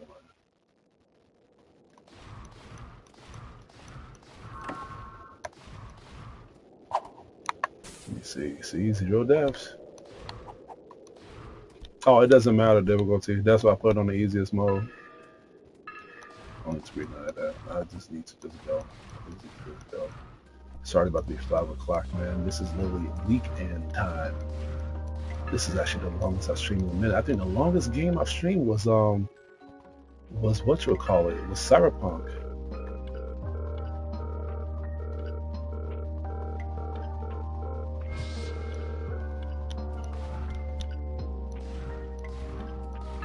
Yeah, I did this already. So let me see. So after this, well, I don't know. We'll see, because this is really catching me off guard. I gotta fight another boss.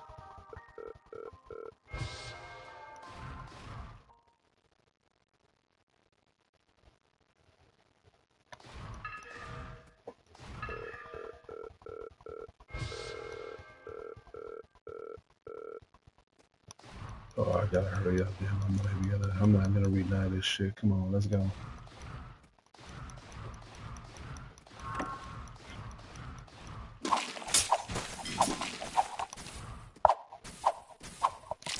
Yeah, I did this part already. You know, let's just go. Let's just go. I don't even. No, I don't even got time for all this. Come on, come on, come on. He wasn't gonna let me go. He wasn't gonna let me go.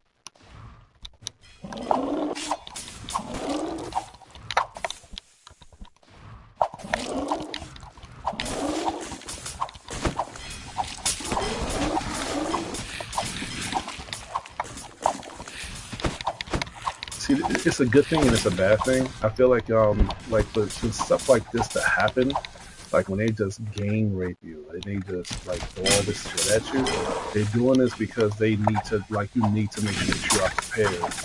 You know, like you have like a good strategy of what to do, you know?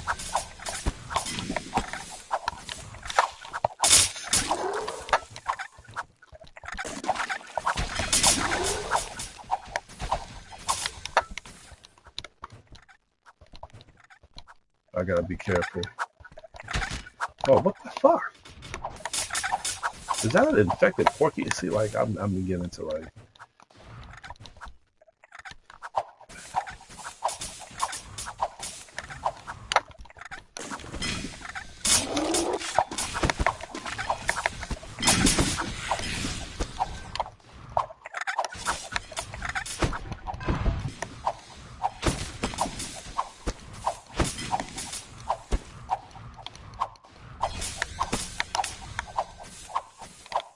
Okay.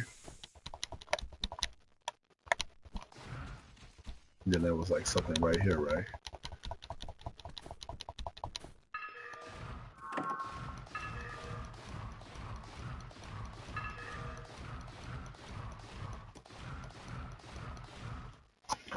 I want to play Signalis again. I want to get a platinum on that game too, but like it's like weird.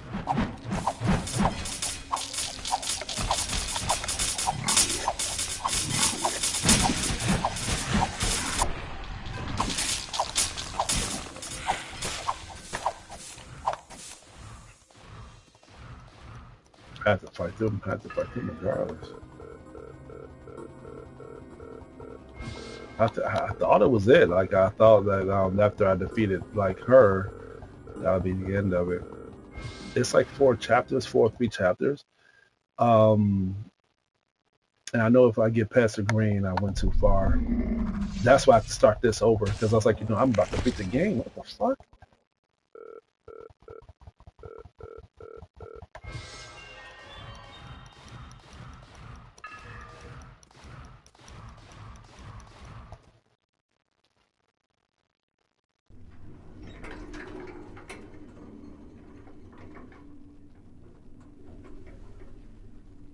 No, not really. No, like I said, anomaly agent. But tomorrow I'm just gonna be reviewing. I'm gonna be editing my reviews. Get those 2 done out of the way. Yeah, that's what I'm gonna be doing tomorrow. I'm gonna be doing all that shit.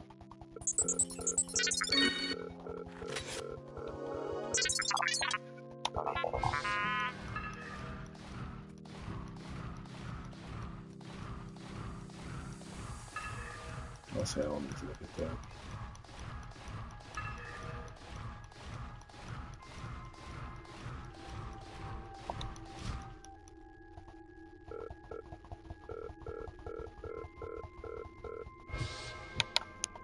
Let me look at this again.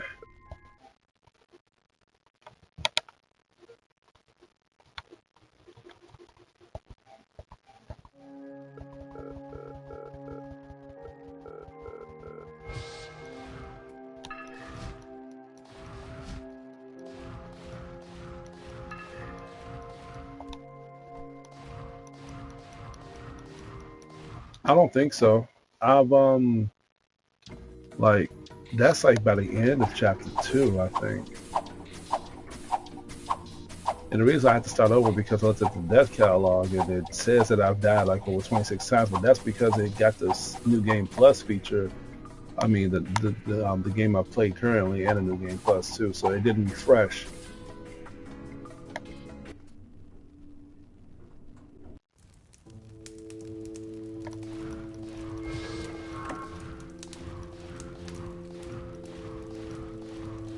Wait, let me see. That was a fast travel quarter, right? Yeah, so I don't let's see.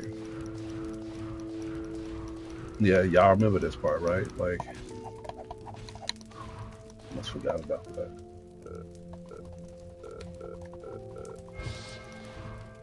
Finally, finally, I got it. Oh Lord. Oh man.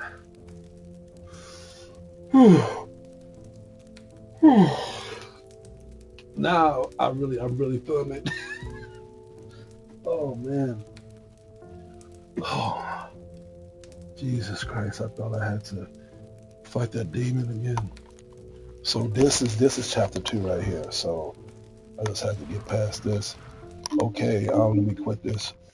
Hey guys, this was one of the good streams. This is one of the goodest streams, the best streams I've done in a while. Um, but other than that, y'all, I appreciate y'all watching. I gotta get some sleep because after I wake up, I gotta get my reviews done, get some shorts done too. I got some content I gotta post tomorrow, so let me go ahead and get my rest on. And other than that, y'all, hey, appreciate y'all all watching, and hopefully y'all play this. And if not, maybe the review may help y'all out on that. I hate when I ramble. I hate when I ramble, man. Just end the goddamn